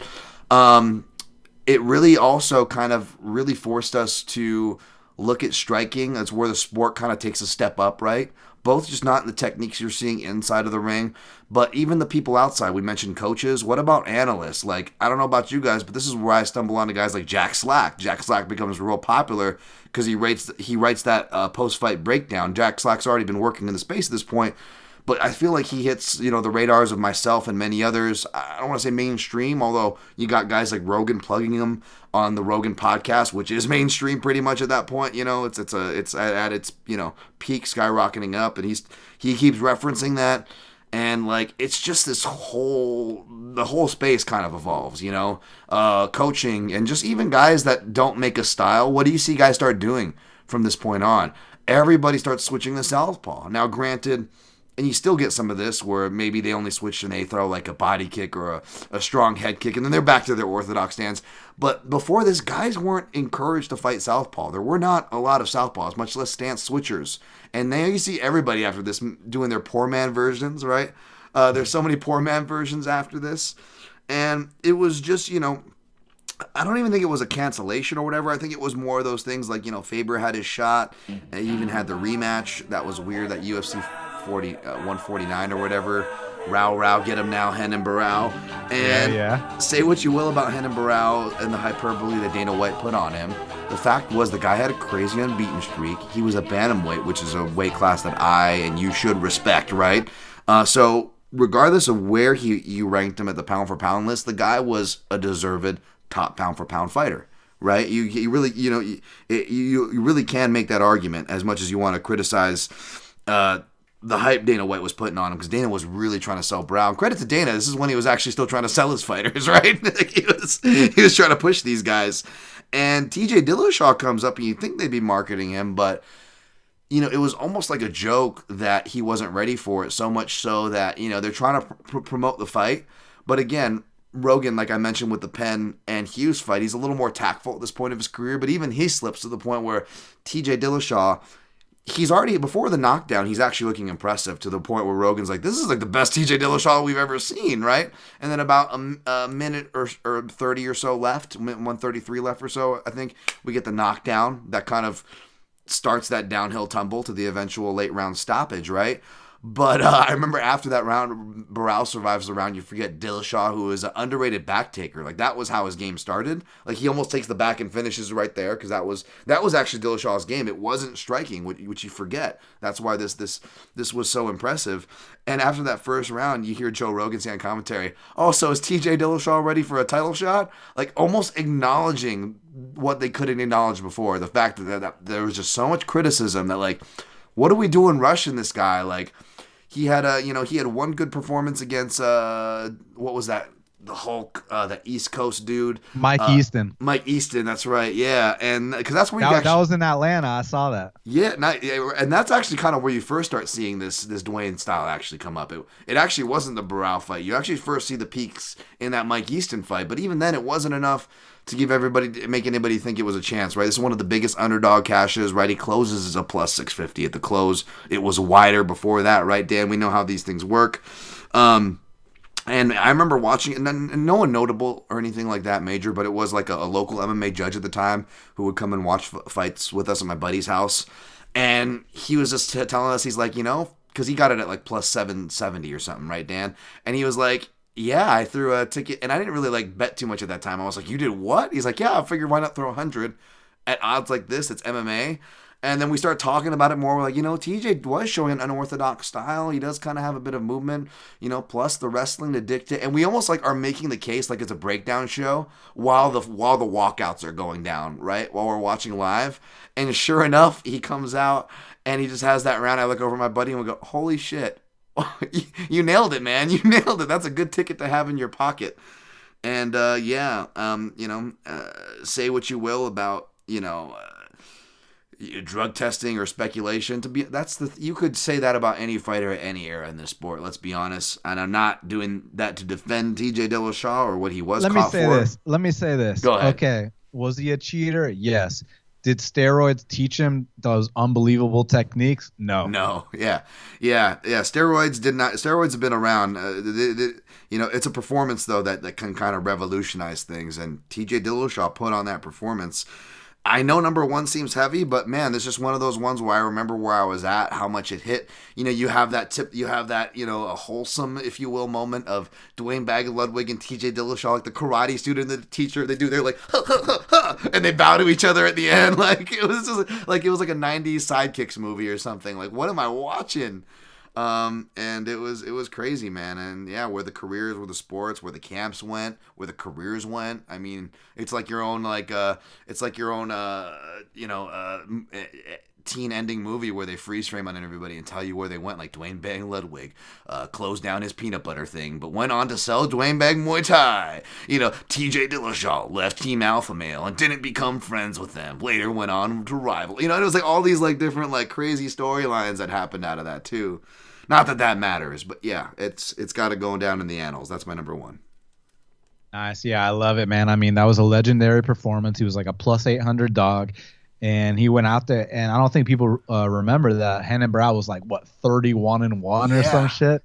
Insane. Like, he was on an insane run. And, like, I mean, it was like a foregone conclusion that he was going to smoke TJ. And not only did TJ beat him, not only did TJ put on like a record-breaking performance, not only did TJ innovate a new style that a lot of emerging fighters like Corey Sandhagen, et cetera, are starting to use. But to take it a step further, and this is the unfortunate part, Renan Barão was never the same ever. Yeah. Ever. No. Like Renan was like losing to guys like Andre Uhl and Luke Sanders, which like those dudes wouldn't have even fucking held a candle to his name like a couple years prior. So it's crazy how the fight game works, man. Absolutely is, man. I want to queue up some honorable mentions now that we got our top 5 out. Dan, if you want to get some ready, whether they're yours or ones from your posts. I just want to give the listeners the first dibs. So I'm just going to do some of those, if you don't mind. But yeah, if you want to quietly, gather whether they're your own personal honorable mentions or stuff that you came across with your post, which got a lot of good feedback. My list is ready to go, my friend. Okay, let's just give first dibs real quick to the people who the listeners at the PYM podcast, of course. If you want to give official, I did see some of you people tagging me in Dan's thread to make sure yours gets counted. I'm going to try to get as many yours as possible as well. And then Dan also has got your back. But TB Scouting, of course, the Chronic Combat Conversations podcast. He's just saying that he was the biggest line movement MMA fan out there. What a reunion. Hopefully you're enjoying this show, my friends. Me and Dan were talking like, dude, it's been way too long. Like, that we did a show for a gambling company or either of our own podcasts, which we've done each other's before. So I'm like, let's get together. So thank you for that, TB. The Proving Ground MMA says Anderson versus Chaelson in 1 question mark. And of course, that was a great shout. That was on my guy Dan Levy's list here. Boom. We also got let me see here. Sorry, I got this one bookmarked. I bookmarked a few to make them easier. Actually, that's where I should go to it. Actually, now that you mention it,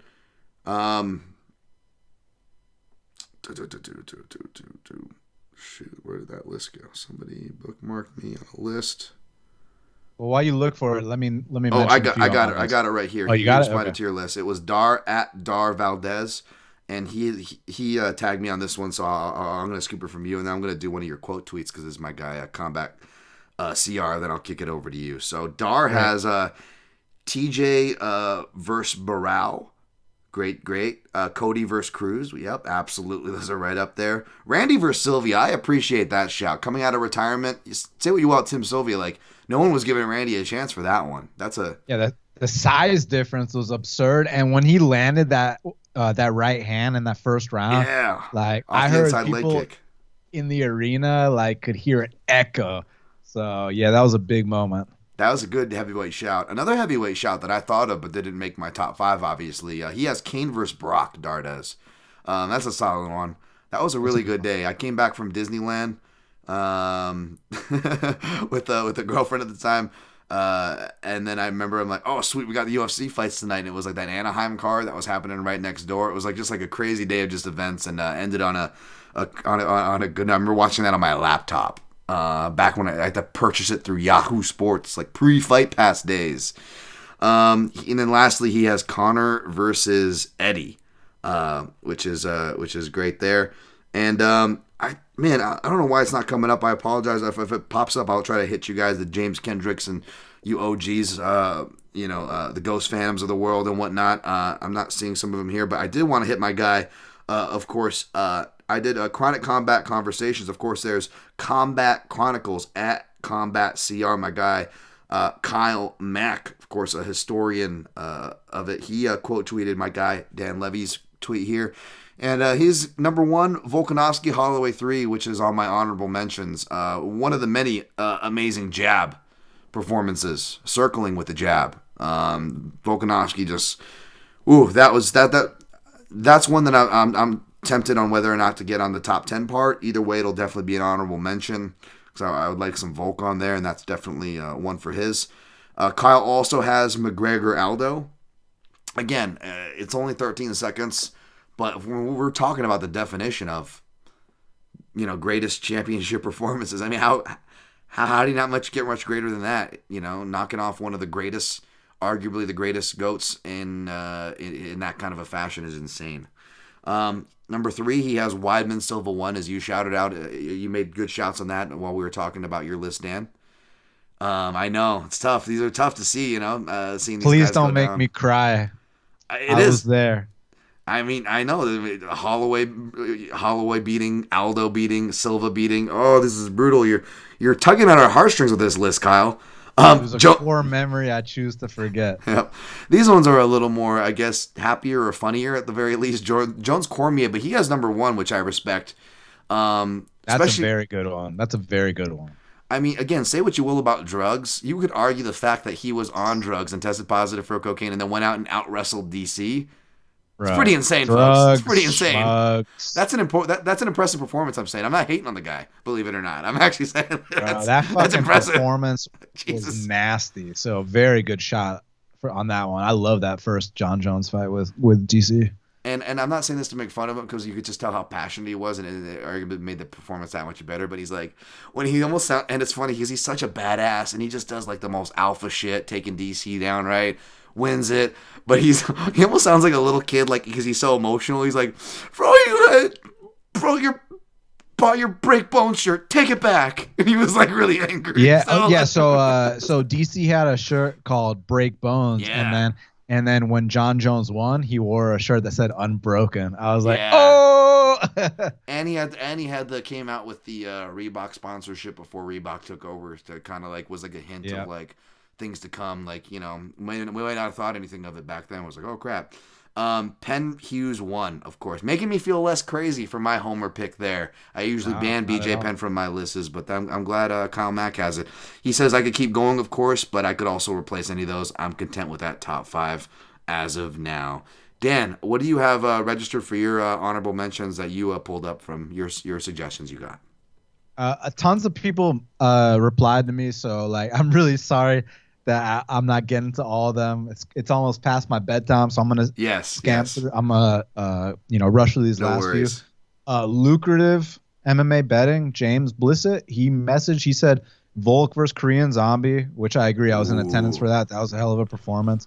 He said Khabib versus Gaethje, which I also agree. Yes, that was just that's a really pure domination. Yes, that's a great one. GSP Bisping to come back off an insane layoff and then win a belt up a weight class. Hey, you're the man. Usman Woodley, that was just a pillar to post ass whooping, and we were all very happy to see it because Woodley was like breaking records for like lowest amounts of like strikes landed in title fights. So when Usman put it on him, it was very satisfying. We already mentioned Dillashaw Brow, all-time classic, and then he said DJ versus Borg. I mean, I agree with that. Nice DJ shout. Yeah, dominated him pillar to post, and then topped it off with a once-in-a-lifetime finish in the last round. With not that much time remaining. So for me, my honorable mentions are the BJ Penn era at lightweight. Obviously, you guys mentioned the welterweight stuff, which is incredible too. But man, his 4 title winning performances at lightweight against Stevenson, Shirk, Florian, and Sanchez when he was locked in with the Marinovich brothers. Y'all should look up that era. Because like the thing with BJ was he was such a talented fighter that this dude, like, remember when he would always talk about, oh, these guys are on steroids, I'm on beer and hot dogs. And okay, he might not actually eat beer and hot dogs, but what he means is like, bro, like I'm smoking weed, doing whatever the fuck I want, and whooping these dudes' asses, right? Like, and then, because there was this whole thing about motivated BJ, unmotivated BJ, which one's going to show up, all that shit.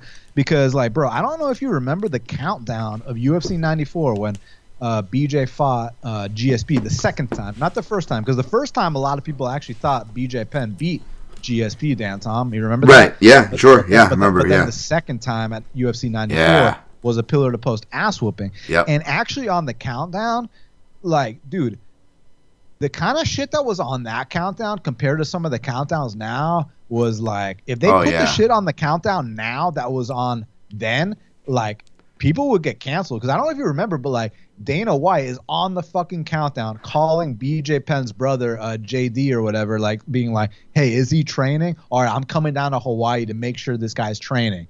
That's how much of a wild man BJ Penn was at the time. Like, he's a 2-division champion, but the guy only trains when he feels like it. And to have, like, imagine if Dana White got on a countdown, like, let's say for Volk and Topuria, which is a big fight coming up, and he's like, I'm going to fly to New Zealand to see if Volk is taking this seriously. Like, that would never happen in a million years. But BJ, a guy who will go up to heavyweight, fight Machida, fucking take Matt Hughes' belt at 70, have this incredible run at 55s, and the guy is apparently half-assing it, speaks volume. I mean, you talked about how he was the quickest American to win black belt. Well, within 4 years, he got his black belt. So, like, the guy's an unheard of talent. That's why they call him the prodigy. So the reason I'm bringing up these 4 lightweight performances is because for these, he like actually took it seriously. He actually got in shape. He got with these guys, the Marinovich brothers, who, correct me if I'm wrong, they were like training NFL guys, and then they wanted to, BJ hit him up. And like BJ apparently was talking about how these workouts were so hard that he couldn't even hold his baby in his arms. Like, that's how tired he was. But bro, when he performed against Joe Stevenson, Sean Shirk, Florian, Sanchez, the fucking flying knee against Shirk, runs him across the cage, fucking Vitor versus Vanderlei style, hits him with that uppercut and that knee. God damn. The Florian fight, like, I don't know if you remember the kind of shit Florian was talking before that. We actually went over this when we did our top 5 greatest promos. Y'all should check that out, because y'all know I'm huge into the shit talking. And Kenny Florian was like, I want BJ's belt. And then he was like, BJ's the master. It's time to kill the master. Like, I remember that. And then BJ was like, did he really say that shit? And so those And then the way he beat down Diego Sanchez, that might sound like a joke now, but at the time, guys, Diego Sanchez was 20-2. Yes. 20 wins, 2 losses. Impressive. That's how elite Diego Sanchez. He was ahead of his time. And Diego Sanchez was at welterweight. He beat guys like Nick Diaz. He beat guys like Karo Parisian. So when he dropped to 55, we were like, yo, Diego Nightmare Sanchez is about to fucking be a problem. And the beatdown BJ put on him was one where I will never forget. So BJ's reign, okay, GSP's reign, especially the Condit fight and the second Penn fight. The Condit fight for the sole fact that it was literally dominance in every facet of MMA, striking, wrestling, jiu-jitsu, et cetera. But that third round when Condit head kicks GSP and GSP's down, he's taking some ground and pound. It looks like, oh my God, GSP is about to get knocked out. Holy fucking shit. And then a couple seconds later, GSP's on top of Condit, like raining some ground and pound from the heavens, Habib style. Like, that's up there, his fight with Penn the second time. Because the first time, like I mentioned, a lot of people thought that Penn won the first time. Yeah. And they fought the second time. And to make a guy like BJ Penn quit between rounds, like, one does not simply make BJ Penn quit between rounds. Because when you watch BJ Penn, some of the fights that he lost were like uncomfortable to watch because the guy's so damn tough that he just keeps eating headshot. Like, remember when Matt Hughes had him in the crucifix and was just landing headshot after headshot after headshot? And BJ's not like covering up. BJ's not like tapping to the mat. BJ's not like, ref, like, all right, ref, I'm ready for you to step in. BJ was willing to go to the death. So the fact that GSP made this guy not answer the bell between rounds, that's got to be one of the most dominant UFC fight championship performances I've ever seen.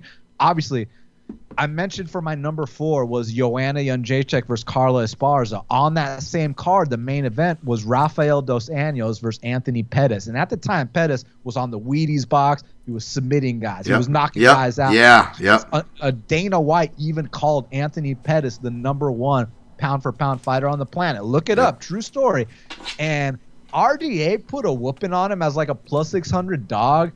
It was when you talk about pressure performances and really showing off what a southpaw can do against orthodox, firing that disgusting liver kick from the southpaw side, that overhand left, and then he can mix in all the other areas of MMA as well. That was there. Usman and Woodley. Hold on, let me jump in on RDA and Anthony Pettis. That was the one I was talking about for the best pressuring performance of a title fight. I mean, it's just 5 rounds of pure pressure. There's good grappling pressure in there, too. You forget how good RDA is on the ground against a guy like Pettis. It was just another level. The wrestling, everything. You want to talk about strength and conditioning performances like the BJ Penn one? He trained with Nick Kurson. And I don't know if Nick Kurson, like, trained under the Marinoviches, but he had, like, a similar thing where it was, like, agility, which is kind of a cool, kind of crazy lineage of that.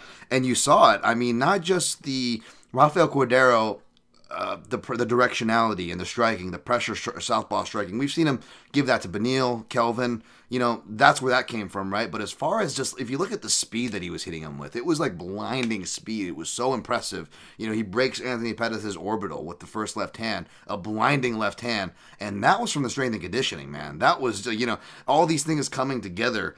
I remember just like picking Pettis reluctantly because I knew obviously Dos Anjos from ever since he kicked Rob Emerson's legs apart. You know what I'm saying? So I knew Dos Anjos wasn't respected him, but I was like, well, it's going to be a tough match. And I remember something about the weigh-in. I don't often get those feelings, you know, but like something about the weigh-in, just seeing him and seeing the shape RDA was in. Face. He got in his face, Dan Tom. And he looked like a tank, too. RDA just like, it was the most chiseled you've ever seen RDA, right? He looked like a tank, and I was just like, holy shit. And he fought like it. Like, he fought how he looked for 5 rounds. That was my number 5, like, holding the spot until I just nudged Holloway Ortega over it. But it's going to be in my top 10 list. I mean, it's a great performance. And before you catch up on the rest of yours, just on the last 2, BJ GSP. So they have a bunch of different ones, and you could have argued GSP Penn too, even though it's such a painful one for me, right, as a fan. The 2 impressive GSP performances, though, I would say, is one is Koscheck Because you could have said Wait, which one? The one where he closed his eye the second time? The second time, yeah, because not only is that a top 5 jabbing performance, as it's been in my article. Same with the reason why I didn't have BJ Penn versus Sean Sherk, because to me that's one of his best title performances. But it's such a jabbing performance that actually came before the Koscheck one, right? That's why guys like Freddie Roach were giving him that, like, BJ Penn. Freddie Roach says BJ Penn is the best boxer in MMA, and then as soon as he says that, he drops Diego Sanchez while they're saying it on commentary. It was like perfect timing, right? Like, but yeah, that Koscheck one also, it was a really, for an era that like GSP gets shit on for, as far as like, maybe not shit on is too strong, but like saying that he wasn't aggressive. Dude, go back, watch that second Koscheck fight. He puts it on him, even in round 5 when he's clearly ahead. He is beating his ass. Like, he is getting aggressive out there in the striking, by the way. And then another GSP reference, that's a fight that's underrated. And again, I think Penn 2, that's just that's such an important fight. The countdown, all that stuff you referenced, Dan, was just great job on that. But an underrated fight, UFC 79, his third fight it was kind of impromptu. It was supposed to be Matt Serra, but it's the third fight with Matt Hughes. And GSP was like wrestling with this is when his wrestling takes a step up. It's around this time, right? He already kind of showed it off in that first Koscheck fight, but at this point, he's training with the Canadian national wrestling team. They're making a big deal about that. And this fight and his fight with Condit is like the most jacked you see GSP outside of his obvious 185 fight, right? Because GSP, for people that don't remember, like, he used to almost like manipulate his body almost, like how he was fighting. Like, he was different, like, there was different structures. He was never out of shape, but like, if you want to see him at his most jacked and thickest at welterweight, go watch the Condit fight and go watch this UFC 79 fight. He is thicker than a Snicker, and he goes on like a takedown. It's just only 2 rounds with Matt Hughes, but he does like a judo throw takedown. He does a knee tap takedown. He does like a double well timed. He does like all these different takedowns and just out grapples him, and then just hits the same exact submission, ninja armbar submission that Hughes finished him with. Just as like sweet revenge, like. That's a really underrated GSP one. And then, you already nailed, BJ Penn, Diego Sanchez. The reason why I didn't choose that, which is another one you could, because that's one of the most, top 5 beatdowns of all time. Everybody does the Rory UFC 189, like round 1, round 2, round 3, round 4. Dude, the only one that can hold a candle to Rory's is Diego Sanchez in that fight. Round 1, round 2, round 3, round 4, round 5. But I don't know if you remember this, Dan, with social media, wasn't as big. But there was a post-fight photo, too, of Diego that looked even disgustingly. He looked like an alien. Like it was the next day one. Oh, my God. Like, people that don't remember, like, they probably wouldn't make their top 5 beatdown list, but it arguably should be in number 1 or number 3 slot between there as far as, like, beatdowns go in MMA. That was a beatdown. I just had to add that in. Yeah, no, that picture combined with Uriah Faber's leg after the Aldo fight are like top, like in the top 5, like post-fight picks. When you thought it was over, it ain't over. So like John Jones and Gustafsson the first time in the hospital together, that's a good one too. That's a good one. So, okay, we mentioned RDA Pettis, we mentioned Usman Woodley, Garbrandt Cruz. Okay. Oh, another one I think is more recent, but your teammate Sean Strickland against Adesanya. Yes, I have going it written down all too. The fucking way to Australia to do it, no less. That was impressive. Nunes versus Cyborg showing, this is my house. I love everything about that. Habib versus Gaethje, we mentioned. That's a good one, yeah. But what about Islam versus Charles? Like, one thing I loved about this matchup with Islam and Charles, firstly, let's talk about how Islam didn't get touched and basically did whatever he wanted, beat him in every aspect of MMA. But the big thing was, you know how like a big talking point with Charles Oliveira's fights is that he gets dropped in a lot of his fights, right? Yeah. Poirier dropped him, Gaethje dropped him, all these guys dropped him. I think even like David Tamor dropped him, right? But what do all those guys have in common, Dan, Tom? Besides that they hit hard and all that, what they have in common in relation to Charles Oliveira is that when they hit Charles Oliveira, they're not going to go follow up inside Charles Oliveira's guard. They're going to be like, nah, dog, get back up, and we're going to keep the standing, right? That gives Oliveira that time to recover, whereas you look at a guy like Islam Makhachev, I don't give a shit if your name's Charles Oliveira and if you hold the record for the most submissions in UFC history. I'm jumping right in that guard, and I might land some ground and pound. I might pass your guard, and I might end up submitting you too. And the reason I love that mentality, I mean, for a lot of reasons, I can go off on a tangent about it, but So you compare, and all respect to Poirier, who I think is a Hall of Famer, Gaethje, who's one of the most exciting fighters of all time, and anyone else that's dropped Charles Oliveira along the way. But it's a different mentality to follow up inside a guy like that's guard and to foreshadow something happen at UFC 300. I'm not saying Arman Sarukian's going to win or maul Charles, which I think he might, but I'll tell you this. If he drops Charles Oliveira, he will also not be shy to jump right into the guard of Oliveira. Like, which was like a big talking point I had of why Islam would beat Charles. Right. But whereas Poirier and Gaethje and them, man, I dropped you, get back up, recover. I'm not going into your fucking guard. Yeah. Arman and Islam will. That's why I think Islam versus Charles was so dominant. We already mentioned Dillashaw Barao. So, yeah, those are my honorable mentions, man. And, I think we came up with a really good list. I think so, too. And the thing about it is I know that some of the fans are going to comment on some that we missed that are probably going to be blatantly obvious. And I actually want you to do that because I want to, like, add to my list, even if it's not going to be on the show. I want to go back and rewatch some of these classic fights.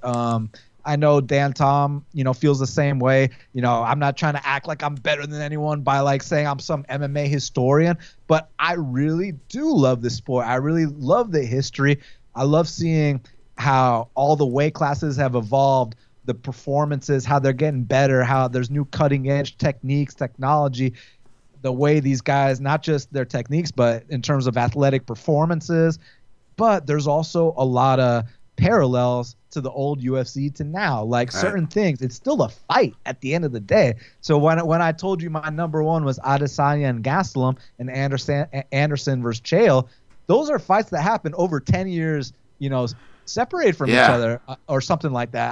I haven't done the math, but just saying, like, but certain themes stay consistent, whereas the sport keeps evolving at the same time. So it's just a beautiful thing. And Dan Tom, next time I know I can do a fucking 4 hour. I know. Yeah, no, this MMA is great. history, man. But dude, thanks for having me, and thank you for to everyone for listening, for real. Yeah, no, definitely. Just a couple more from me.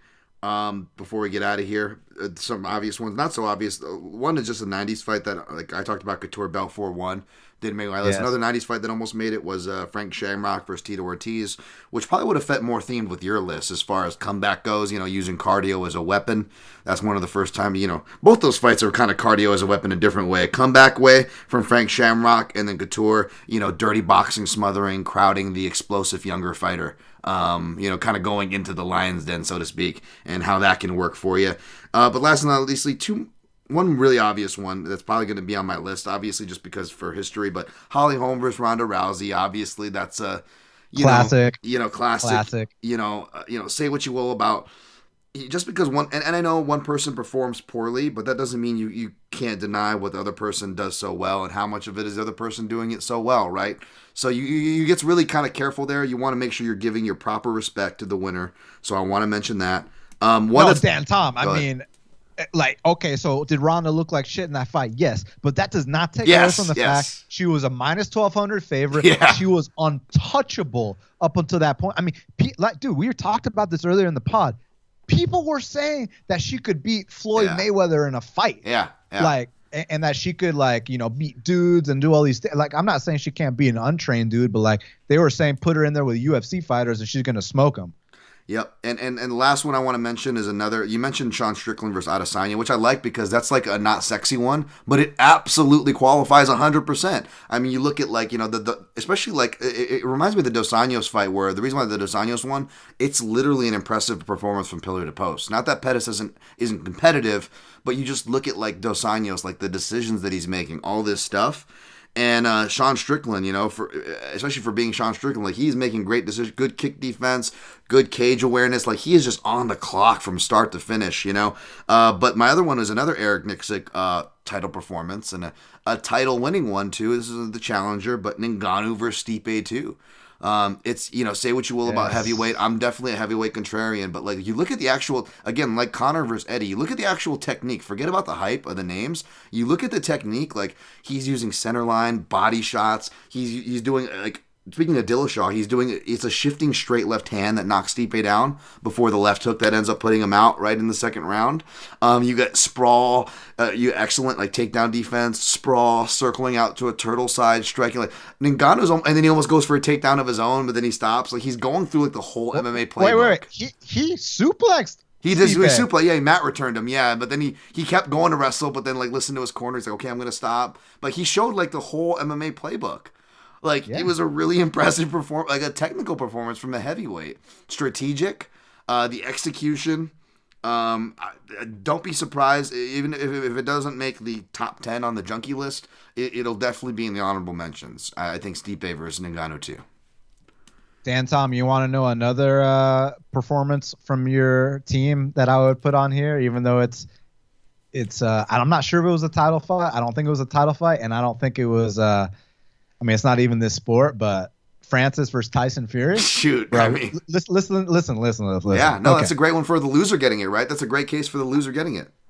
But like, because I know people want to say, okay, cool, he did better than we expected, but he still lost. But like, bro, when you're an 0-0 boxer and you're going up against someone that many people consider to be the consensus GOAT, and even if you don't consider him to be that, let's just say you consider him to be a top 5 to top 10 all-time heavyweight. Can we at least agree on that? That Tyson Fury's top 5 to top 10 all-time heavyweight in boxing history? I won't. I'll let my guy Kyle Mack speak for that stuff, but I'm not going to call foul. Go ahead, keep going. Yeah, I'm just saying he's one of the best ever. Yeah, absolutely. The reason I said top 10 is because I'm not going to be the guy that's like, I put him ahead of Muhammad Ali and Tyson. It's just different eras. But I'm saying like if Mount Rushmore had 10 heads on it, and when we're just talking heavyweights, heavyweights, absolutely, sure, right? That's what I'm trying to say, right? Yeah, sure. So for this, what was Tyson's record like? What's his record like? 49-0. I know Floyd's 50-0, but it's just something stupid like 1,000,000-0, right? And this 0-0 dude, I get it. He's from another sport. I get it. He was a champion in that other sport, but keyword other sport. Like, I mean, like a dude can be a fucking baseball World Series champion. Does that mean he's about to go into what's something similar? Okay. Is a hockey champ going to automatically be a soccer champ? So to go in there against the best guy in the world, underestimate you or not, and to have a performance like that where people arguably thought you won, you dropped the guy, you won rounds. Like, I know it's not UFC and I know it's not MMA, but goddamn, props to Eric Nixick and Francis on that, bro. Hey, I'm glad you brought it up because it's the only one you can think of where who could qualify for this list off a loss, right? It's really hard to do in MMA, right? I couldn't think of. I tried to think of it. I tried. Shogun against Machida the first time, but that's to a lesser extent. That is, and that wasn't like the sexiest fight too. So even though like you argue that he won, because I was thinking the same thing. Like one of the cheeky ones, I was thinking maybe like what could we do Dominic Reyes over John Jones, and it's like no, because even if you do want to make the argument for scoring it for Reyes, right? The thing is Reyes didn't really look too impressive in rounds 4 and 5 to me. Exactly. It doesn't it's not a great performance. Like I want to be cheeky and contrarian, like to think of something, but I couldn't think of anything. And you have to go outside of the sport, granted. But you're right. That's probably the best argument. I mean, there's a lot of fights where you lose, but your stock goes up. But as far as at a championship level like this, at that top level, that's probably the best example right there. The real life Rocky story. Going into that matchup, I was like, yeah, well, I hope the brain damage is worth the paycheck. And then he drops Fury. I was like, oh my God. Like, so bro, all I bet was the over. And I think I put like something small in Ngannou KO just for fuck around. But I was like, okay, Fury's probably going to win this. But they put like the over at like plus 550, and then it was like plus 660 or something, I think, for a fight to go to decision. So I was like, oh, I'm going to just sprinkle on those. And like, I couldn't even believe those hit. Like, I was like, oh, hopefully this just lasts long enough. And I was just in awe. But yeah, that was a great shout. This was a great episode, man. If there's anything we left out, please let us know. Dan, I'm going to shoot it to you before we get out of here. Anything you want to plug, but I just want to encourage people. If you're a fan, I know I get, I get analyst nerds like myself. I get degenerate gamblers like myself. But if you like, the gambling on fights, the breakdowns, the analysis, and coming from somebody who's been around and can talk, the sport like this, like Dan can, I highly suggest you check out his show, Half the Battle. You can find it on all podcast platforms. My man kicks ass on YouTube. I use his name tag is Dan Levi, but at Best Fight Picks. That's where you can find him on Twitter and on YouTube. Before I take all his plugs away from him, Dan, any last words on this show and where people can find you, what you got going on, anything? Firstly, have you ever met Francis Ngannou before? Because I know he's in Vegas around where you're at and all that. I've been in the same room with him a bunch, but I've never talked to him or hung out with him or anything or nothing like that. No. I've never took a picture of him now that with him. But have you shook his hand?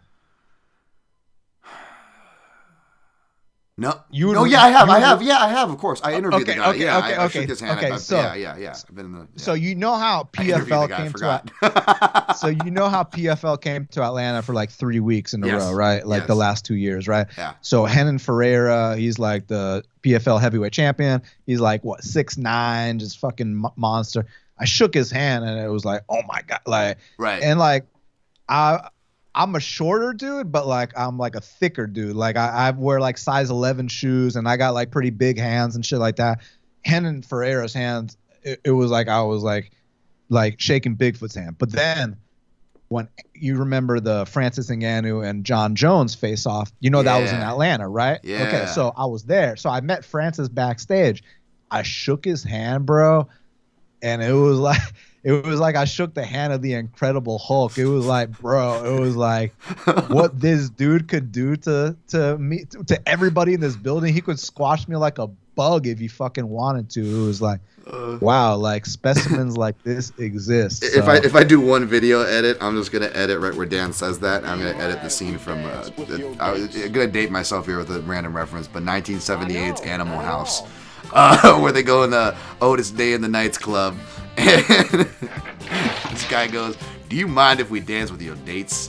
And you see this giant black guy put out his hand, and then this little white girl's hand goes into his hand. It almost disappears into his hand. It's super tiny. This is iconic scene. That's what I pictured when Dan was because Dan's not, Dan's not a small guy. He's I mean, I haven't met you in person, Dan, but I'm guessing you're around my height, an average size guy or whatnot. So I could imagine that same effect of Ngannou's hand having that on your hand, even though you're not a small guy. Bro, it was crazy. Yeah, it was insane. What was the book you referenced? Sorry, Animal what? Animal it was a Farm movie. Or Animal House? Animal House. Yeah, it's not George Orwell. No, this is one of the first National Lampoon's movies. Those National Lampoons. Yeah, okay, this is one of the first ones that kicks it off for him. Okay. Yeah. This is where those are fucking hilarious. Yeah. I gotta catch back up on those. Yeah, this is one of the ones that technically kick it off and stuff, and it's just kind of it's definitely a classic comedy, college frat house comedy. Check out Animal House, folks. I reference it enough, and I'll definitely be back here on this same channel. Hopefully you guys enjoy this. Give it a thumbs up. Go support my guys Dan's channel. You can find us both on the artist formerly known as Twitter, the name tags you see below, at Dan Tom MMA for me, at the PYM Podcast for the podcast, at Best Fight Picks for him. Thank you guys again. Don't feel afraid. Don't be shy, even though it's post tense. You can still leave your comments. I encourage you to. Dan does too. This is all fun. I love doing this. First one of the year. Thank you so much for coming on with me, Dan. For the rest of you guys, enjoy the fights however you want to enjoy them. Love your family. Love your friends. Be good to your animals, whether it's cats or dogs. And always protect your neck.